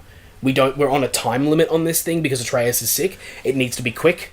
So I was like, he's going home. He's going back to the thing. He's going to pick up something. I wonder if it's the blades. Because I was like, I know they have fire properties. I will totally bet that it's the blades. And then it was the blades, and I was so happy. You know, that sequence from when Atreus uses his god mode and it doesn't work, from that moment to delivering him to Freya, to rowing all the way back home, to that entire sequence, to getting the Blades of Chaos and just killing them like people. You're like, I feel like Kratos again. Yeah. But even that moment, you're like, even I don't want these. Yeah. But I need them. I need them. And they're cool. I'm like, gameplay that makes you conflict. What the fuck? Yeah, man. Like, yeah, man. They did a really good job of that. And even like, and then coming back and he's like having to go to hell. Like, that entire sequence, I love it. It's and incredible. That's when I realized, like, this is God of War 4. Yeah. Like, it's incredible. And like just the reveal of Athena.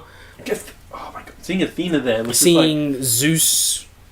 Again, I was going to say that very deliberate thing they did where they went into first person, which is what they did at the end of 3. Again, I told you about this yonks ago, but it's not in the Australian version, apparently. But the deliberate decision of like that first person thing, that's the view you're in when you beat the shit out of Zeus in the original game. Yeah. And like pulling it out of the Australian version just like undercuts the entire artistic integrity of that thing because it's a very deliberate choice. Some people say it's like completely ridiculous because it means that like there's an argument that says that when you're in first person, the implication is that you are doing it and there's no choice, you can only do that. But my interpretation is that they put you in the shoes of Kratos to say, like, look, there is no choice. This is literally all you can do because there is nothing else left. Was that patched out or was that just removed from the code for the Australian? Do you know? Because I always remember it from first person. I believe it was in the original version that was released in Australia on PS3, and then the remastered version, it was changed. Because they wanted to drop the rating from R, because the original God of War 3, I'm pretty sure... Was MA 15+, but there's an R-rated version. And doing what they did in the original version... Because what year did the R rating come in? 2013. God of War 3 is 2011? 10. So, that's what it was. The game was rated MA 15+ when it first came out because there was no R rating. Yeah. When the R rating came in order to put it out in Australia, the game would have gotten an R rating. They didn't want that for some reason, so that's what the change was made. That's weird because Ascension's R. Yes. That's weird. Yeah, it's super weird. That's the game I keep thinking about. I knew there's a God of War game that came out that was R, and I kept thinking, it's Ascensions, the one that no one cares about. Yeah. Got it. Right. It's interesting. Like, quick side note. It's interesting that God of War Ascension and Gears of War Judgment came out the same year. Yeah, and they're both meh. Yeah, exactly. Exactly. Yeah, both GOW game. But yeah. This game is incredible. I've noticed that you've got a note here for... Yeah, Brock and Sindri. Which are fantastic characters. I love them. Like God of War has never been good at characters apart from Kratos. Even then. Oh, they're good at characterization of Kratos. He's a really good character, like a character that's fully fleshed out and you understand his everything. Yeah. But the other characters in the game, like Athena and Ares and all that kind of stuff, they're meh. But these two side characters... Athena is the closest they got to another character you actually cared about. Yeah. When you killed her at the end of the second one, it's like, oh shit, I fucked up. Yeah, like, oh man. Yes. But Brock and Sindri are amazing. They are fucking amazing. I love that Brock calls his horse thingy, moose thingy, fucking gratitude. Fucking gratitude, yep. It's so good, and I love that Cory just brings it up as well. It's just like, oh yeah, Brock and fucking gratitude. Yeah. I love that that's its name. Yep.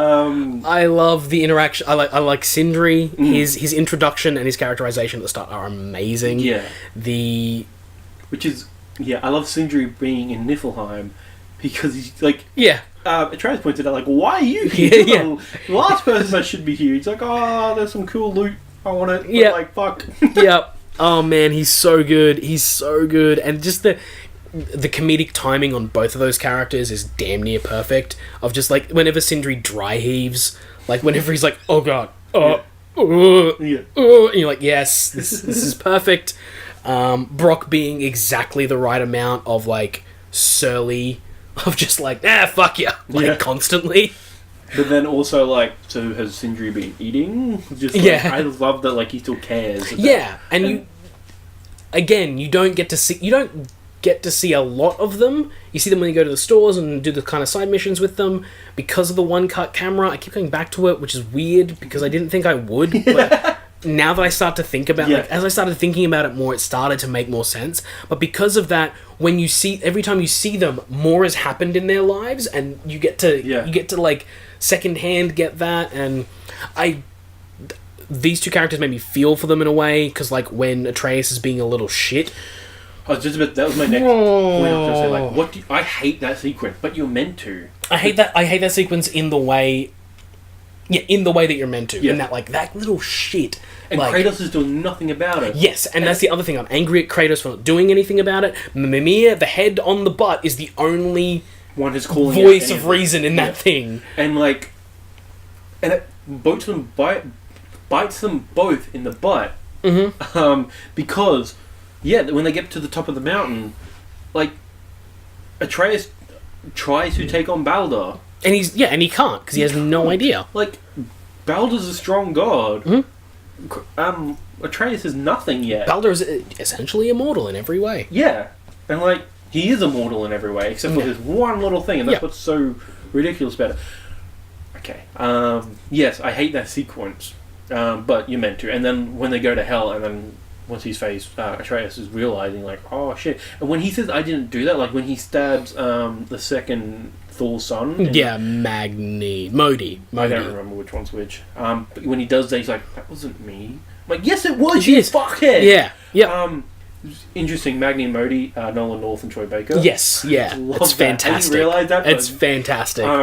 Magni and Modi are great. They're also great characters. And also, they do a much better job in this game of showing you the callousness and the complete, like... They do a good job of showing you how bad the gods are. Better than they ever did in the original. Because you have that scene before Atreus kills Magni. I think it's Magni. Magni's the name, but I don't know. Magni's one of them. Modi's the other one. I don't know which one it is. Yeah. But before he kills that one, because that's just after you've gone through the tier stuff. Yeah. And, you know, he's a little bit scuffed up. But when you see him again, he's fucked up. Like, he's been beaten and battered. And he's like... Thor, wasn't yes, he says, like, Thor got angry. You're like, oh, shit. Like, dude is not pleasant, and like that's a better way of showing it than actually showing Thor. Yeah. Like, because they had showed that side of Thor just by showing you another character with like another character who's a god, beaten, bruised, battered, on his last legs. When Thor showed up, I was like, oh fuck, because like Kratos struggled to get rid of Baldur, but he did, and I like that. If you want to talk about, like, the gamey part of it and how, like, like, the feeling the game gives you, I like the idea that the god of war from Greece is so badass that he can still take on gods from other realms. Yeah. Whereas, you know, I hope they touch on it, too. Like, I hope they explain a bit more of, like, so, do you guys... Like, you guys seem to know about other gods. Do you interact, or do you just, like, not give a shit? I think it's just they know. Like, it's very Percy Jackson in that, and that they know about each other, but they do not want to know anything about each other. Yeah. Because Mimir lets loose, like, he knows everything. He seems to understand everything. Yeah. Like, he knows, he's like, when he says that, oh, so your father Zeus... That makes a lot of sense. Yes, he's like, I love that. Like, yeah. Oh, you know about Zeus? Like, and he pieces it together at the end. Like, where I think it's towards the end, he has that line of like, "I'm hanging off the belt of the bloody ghost of Sparta." Yeah. Like I'm like, oh shit! Like he actually knows. Yeah. And I don't think like everyone knows as much as Mimir, like in terms of Mimir's stuff. Like the fact that he knows about the Ghost of Sparta. Like, yeah, he killed. The Ghost of Sparta is so different to the Killer of Olympus. Yes, that's not an actual title, but that is the Ghost of Sparta is the legend. He's very much a Greek thing. Yeah. Like for the mythology that they have designed for God of War, the Ghost of Sparta is very much something that the people of Greece talk to each other about. Like, have you heard of the Ghost of Sparta? He's like a ghost story. Yeah. Not something that gods would talk about. Yeah. But ever since that last bit, he maybe knows a bit more, but like he's like Mimir figures it out and is like, oh shit. Yeah. Like, fuck, alright. Yeah. And like I like that fact, and I kind of wanted to know more from Mimir, like, what does he know, how does he know it, what is the tying in here, but, like I said, with Tyr going to other realms, I really hope that they do more. I would love to see Egyptian gods, I would love to see Celtic, I'd love to see non-Western, well, that's the thing, like, I want to see non-Western stuff, because God of War plus Thor Ragnarok has triggered me into this, North thing. Like, I want to know more about North stuff. Like, so I've read North mythology. I just finished a podcast, like it's a normal podcast I listen to, but they just did a bit on like Norwegian black metal, which is steeped in North mythology and Christianity. Mm-hmm. But and then like now I've realised that North mythology is basically the origins for all of Tolkien's lore. Yeah. And Tolkien is every fantasy shit except for like Final Fantasy, which the only thing I give credit for that is that it explores everything else. Yeah. But yeah, absolutely. Like I would love for them to go to, because they do have the Egyptian symbol, the Eye of Horus. There's a Celtic one and a Japanese one. That was a Celtic. Yes. Okay. There's a Celtic symbol, which is the I can't remember the actual names of it. But yeah, on the symbols of that tier thing is the Omega symbol, which is the god of war from Greek. Then the Eye of Horus from Egyptian mythology, and then down the bottom, one of them is the Celtic symbol, and one of them is a Japanese one. So they do they hit like completely different things, and like Celtic mythology is interesting. Yeah, I don't know much about it. Like playing Hellblade, she's a Celtic woman going to Northland, and again, good on her own, but I don't know anything about Celtic stuff. I would love Japanese, because I think Japanese, learning about Norse, there's barely anything about it. Like, you have all these stuff, but there's nothing as concrete as the Greek and Roman shit, because they wrote all their shit down. Yeah. I think the only other people who did that was probably, the Chinese, Japanese, and the Hindu. Yeah. And so your Mesopotamian area. Yeah.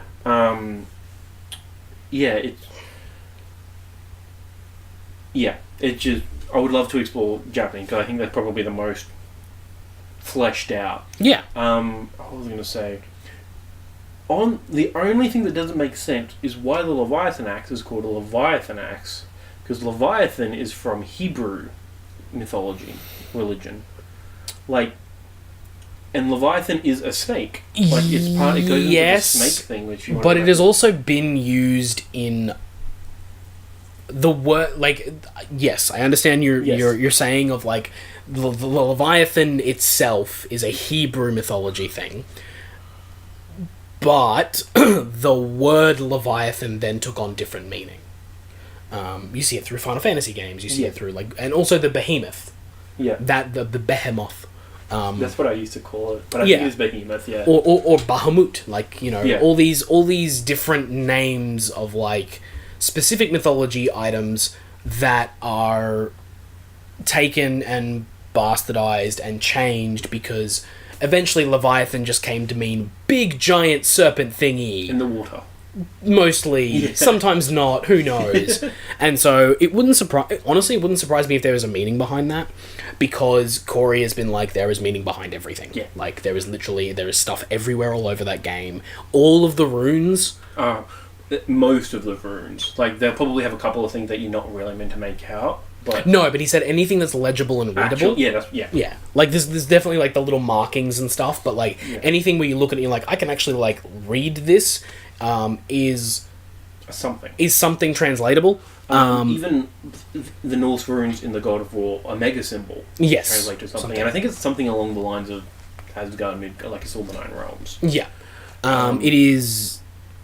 For those of you wanting to go out there and actually do it, Yeah. They translated the English into Old Norse, and then from Old Norse into the Fluggen. Yeah. It's got a name that I can't pronounce. And it's not the best translation. Like, they admit that in the interviews. It's like, if not the best translation, it's the best we can. So if you translate what we've got back, it's not going to be... If you translate it from the runes to English, it doesn't make any sense. You've got to make that first step and then go back. And then it makes enough sense that you can piece it together using, like, oh, okay, cool, so they missed an and because of syntax and shit like that. Yeah. But if you're wanting to do the legwork, remember to translate to Old Norse first.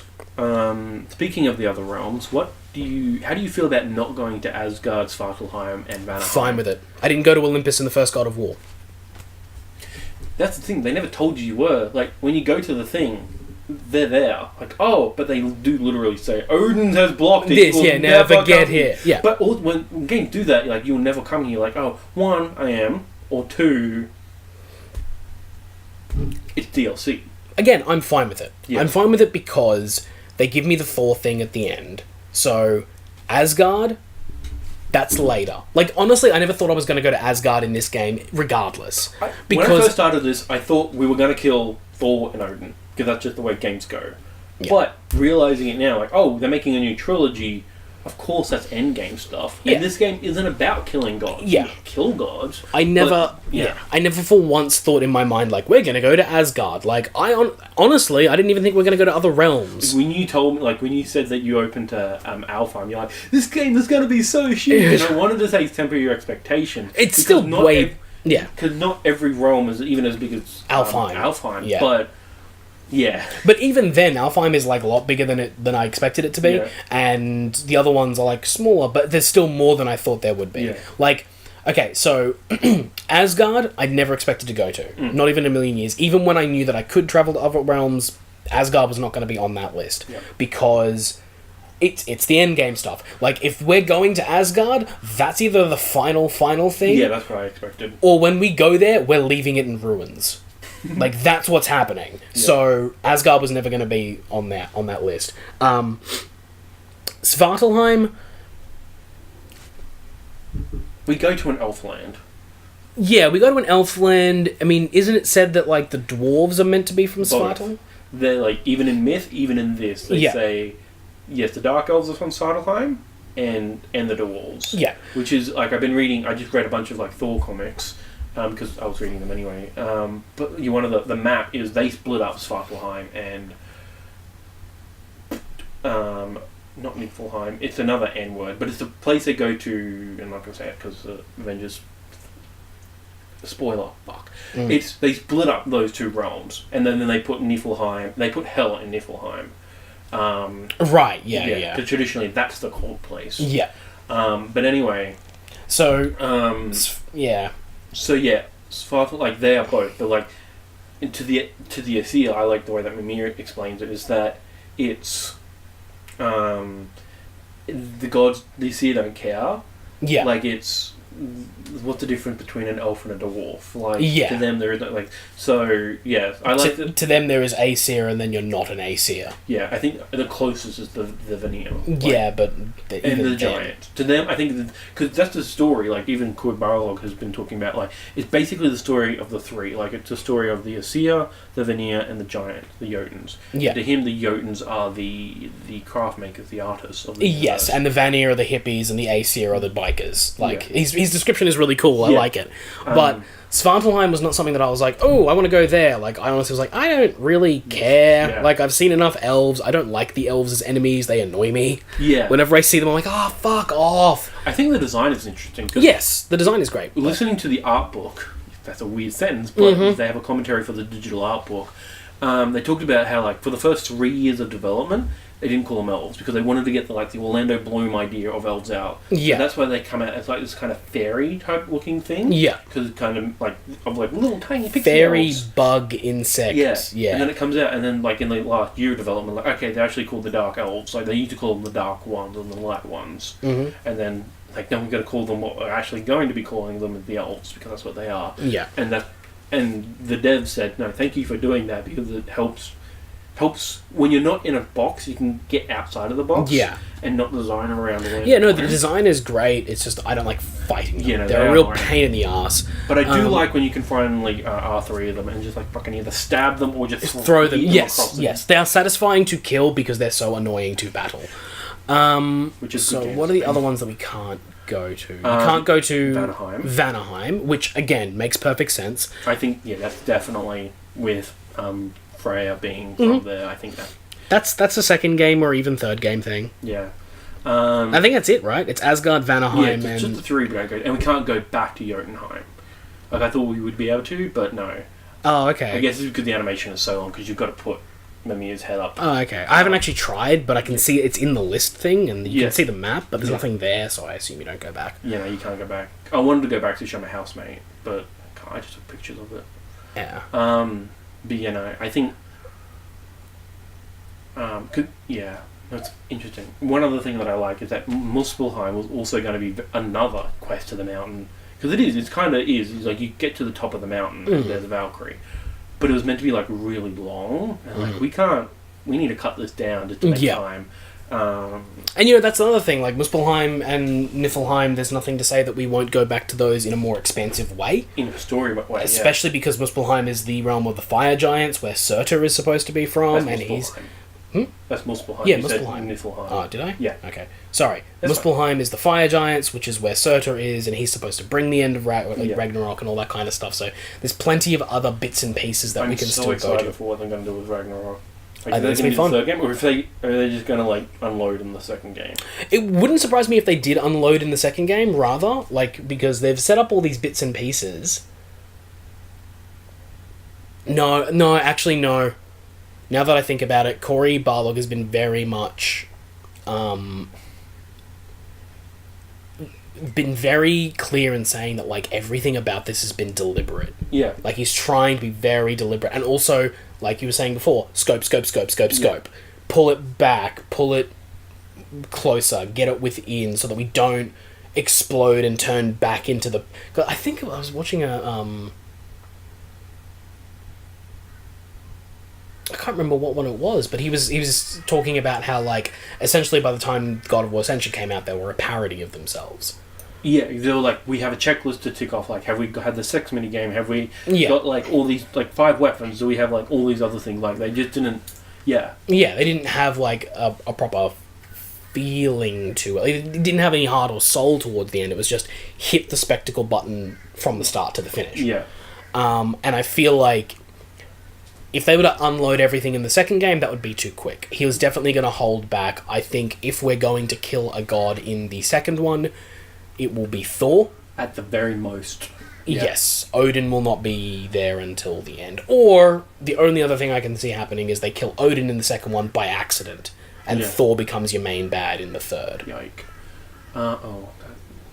Maybe, because that's the Thunder God again for the third game. Yeah, but it's a different type. Yeah, it's a different way of doing it. They are very different.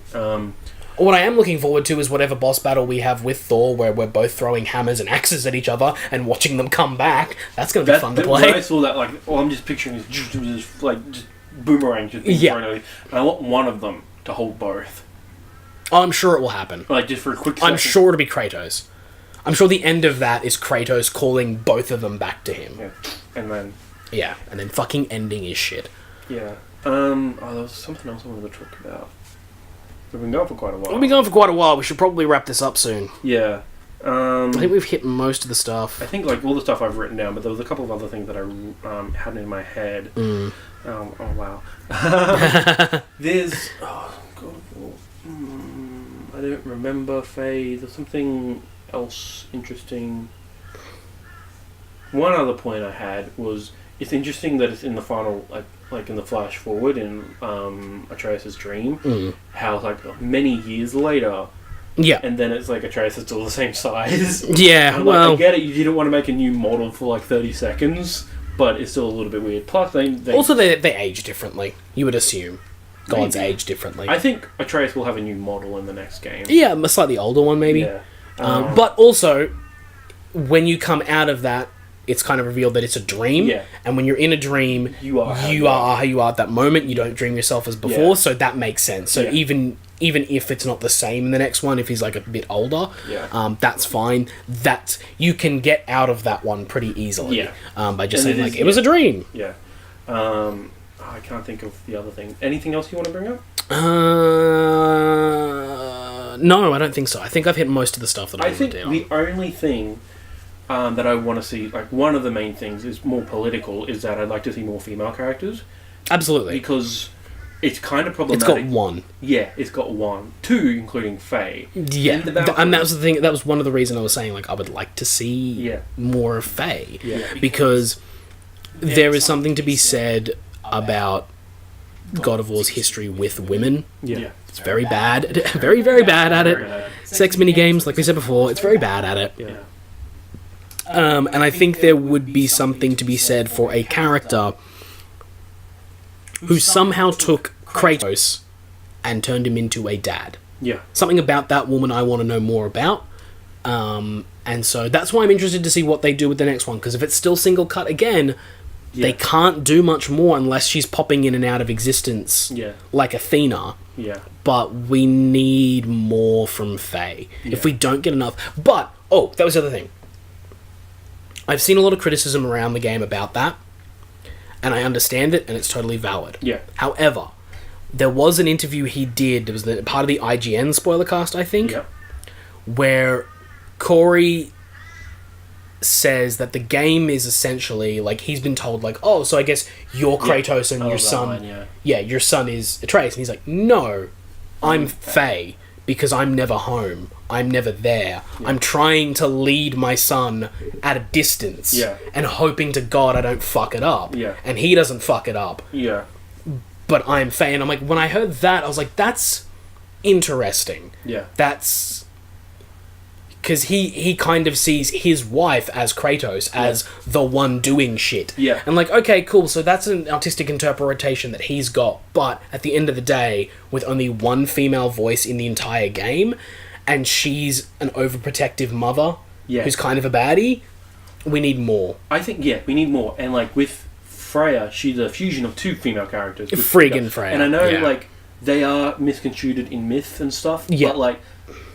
They are two different characters. They at least... There's many interpretations where they are two, and making them one is problematic. Yes, there was the option to have them as two separate. And when I found out that she was the queen, I'm like, that's 3 in 1, but then I found out Freya is the queen of the Valkyries. In the original myth anyway, so I'm like, okay, it's not 3 in 1. But you've got 9 Valkyries. I'd like to know more about them, because now that they're released, can we... I don't know. How do you mean? Well, when you beat them... You beat them, you go back to the Council of Valkyrie, and you put their head down, and Mia does like a little... a spiel about them. Yeah, because I've done 2. And that's about it. That's all you get. Yeah, I want to know more about them. Yeah.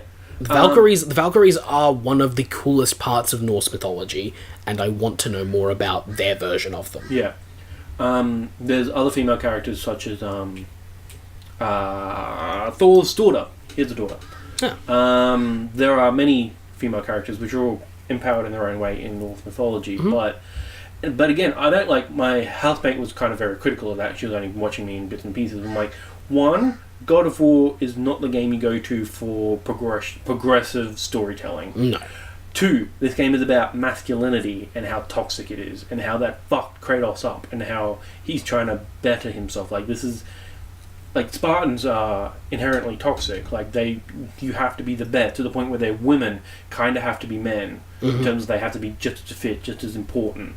Except they don't go to battle. But they must battle... I don't know. But anyway, like, that's not a good version of masculinity. But going forward with that, it's about Kratos trying not to be that version anymore. Because, the old games are very targeted towards... Adolescent teens, and just like, no emotion, only revenge, kill everything in my way, which is not And you see he struggles with that in the game because he's still, at the start of the game, he still says, close your heart to it, don't feel the pain of your enemies, you need to just kill. And towards the end, I think that's where he's starting to realise that. I hope they pick that up in the second game. Yeah. I hope they give us more chance. I hope there's more women in the second game, and I hope there's more of an exploration of that. Because now we have a situation where this is done.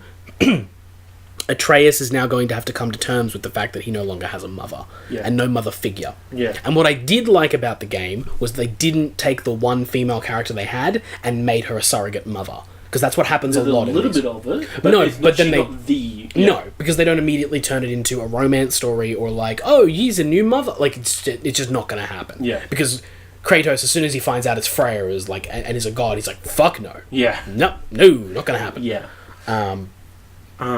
Yeah. But yeah, I think we've exhausted this one. We'll probably talk more about this in the weeks to come as well. Probably. Just sporadically as things come out. I think, because Nathaniel playing through it.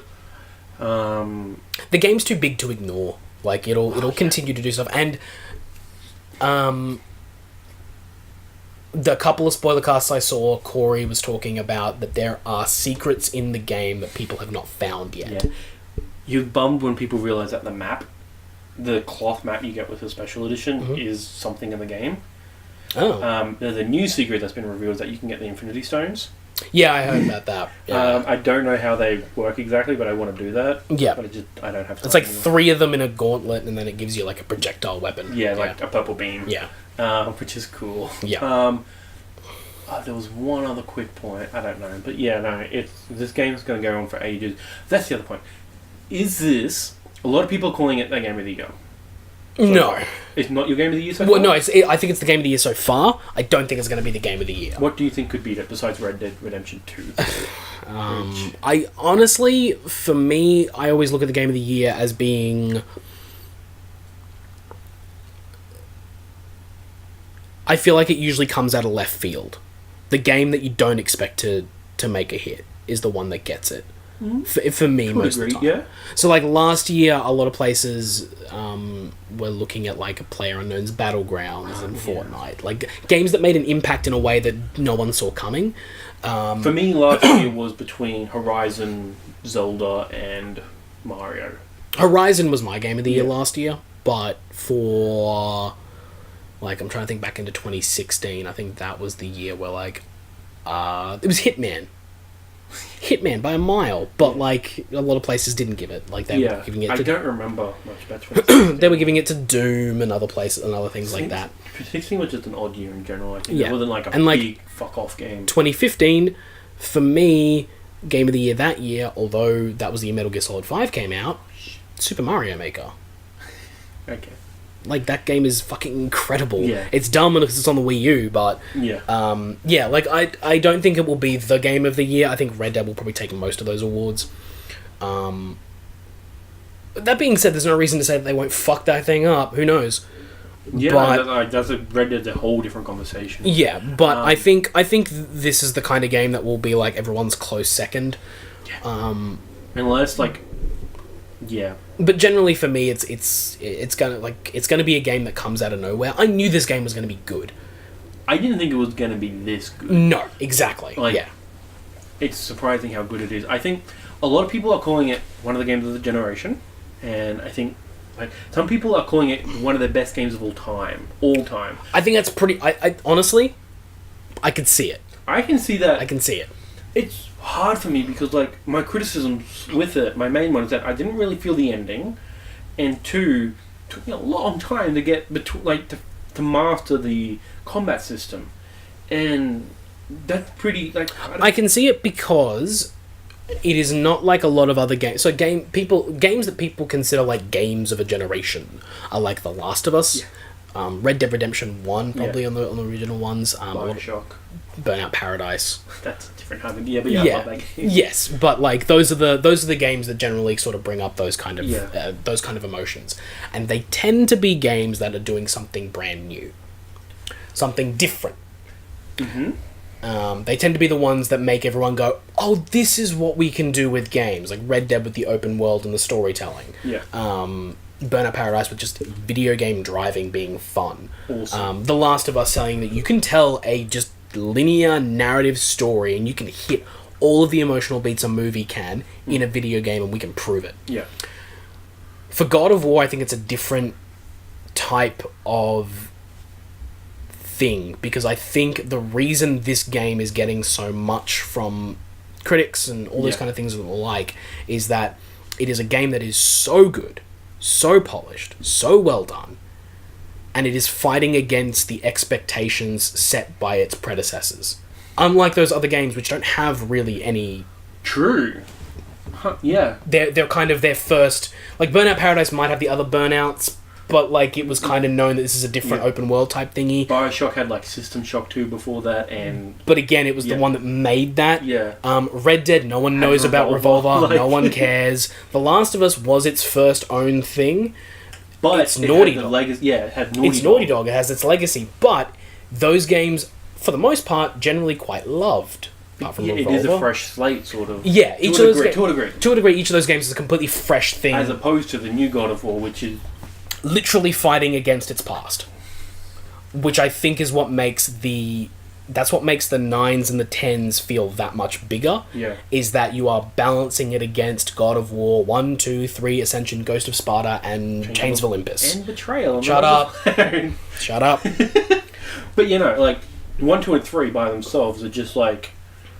They're great games. Like, they... like They're 9s and 10s at the time. Yeah. Like, when they were released, they were 9s and 10s themselves.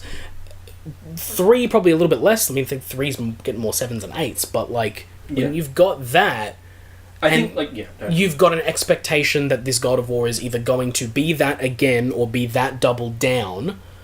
Then you see it and you're like, oh, this might be different. And then you play it and it's radically different.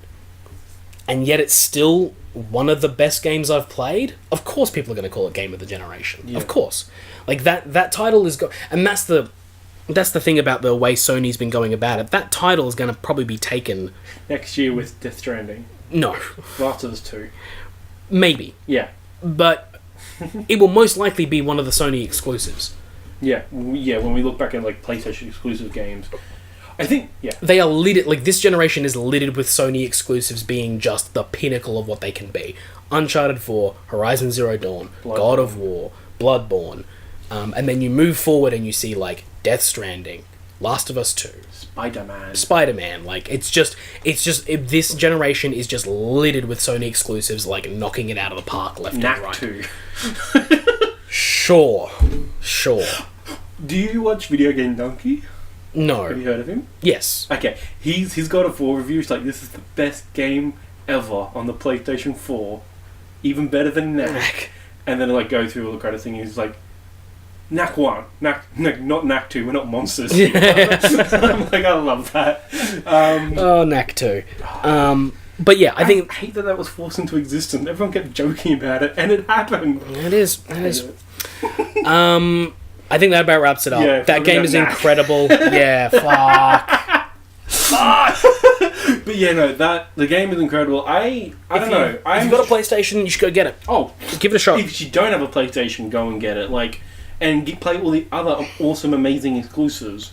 Like, Microsoft, I want them to do well, but fuck, man, make a fucking... Make a game. Make a game. Halo 6 or Gears of War 5 can do this kind of stuff. Like, this will be a term in the game. God of Warring 2018 here. Like, to do, like, take the franchise and reinvent it. Very few games do that. Like, Zelda does that time and time again. Zelda did... I think Zelda was the first one in what I think might be a flood of these. Of, like, taking a game and being like, let's just try something different. Yeah. And they did, and they succeeded. Because I think it works. Yeah. If you do it right. But, like, and even Odyssey was, like, a little bit of a, like, let's just, you know. The thing I was thinking was, it must be The Last of Us. Like, Naughty Dog... Even, like, Uncharted, like, they went from Crash, Jack, and Uncharted. Like, these are great games. Like, they kind of reinvented themselves from platformers to adventure games. Yeah. And then they made Last of Us, which is a pinnacle. And now I kind of have, like, a Last of Us effect for some studios, like Santa Monica. They reinvented themselves, but it's the same franchise. So I feel God of War. More of a... Guerrilla did it with Horizon Zero Dawn. Making these more boring tools. Not boring. They're good games, but they're not fine. anything to write home about. and then they made Horizon, which is their kind of last. It's more of the studio rewriting itself rather than the franchises. I can see that. Games of like, a couple of other examples I can't think of any, and I would love more God of Waring of games as well as Last of Us-ing. I would prefer the God of Waring of studios, where studios decide to take a risk and go in a different direction, rather than us churning out more. Like, I love God of War, but I would like to see more Horizons out there. I would like to see more original characters, new IPs, start again. There is no reason this game could not have been set with a completely different character. Yeah. But it is what it is, and it is great and fantastic. Well, we should wrap up now. Let's keep going. We could probably talk for God of War for another 4 hours if we really wanted to. There's so much to unpack from that game from start to finish. I think we could do a weekly thing, like bring up new topics, but no, we'll like I said, we'll probably touch on it as things start to unravel over the next couple of months as people play more and delve into secrets and whether we get any information out from the studio of like DLC or anything like that. I don't think so. I don't think so either, but we'll see where we go. We'll also probably delve back as Nathaniel gets further in it and stuff like that. But this has been our version of a spoilercast for God of War. We didn't have Cory Barlog. We quoted him a lot. So we did. We quoted him a lot. It was like he was here. Yeah. If you have any questions or comments, please comment below. Email us at amalgamshow@gmail.com. Hit the like, the subscribe, the notification bell, and there's also an option after the notification bell now. It's like occasional or always. Yeah, there you go. God fucking damn it, YouTube. If you add one more thing to that list of shit they gotta do. Did you say check out our other show? Yeah, check out the other show, The Amalgam Show. That's a good show. We'll see how it goes. I don't even know if it's going up this week. Yeah, no, it could very well not even happen. Well, this is 2 hours. They'll This is more than enough. Yeah. And we will catch you next week with some more news and gaming stuff. Hopefully. Yeah. Bye.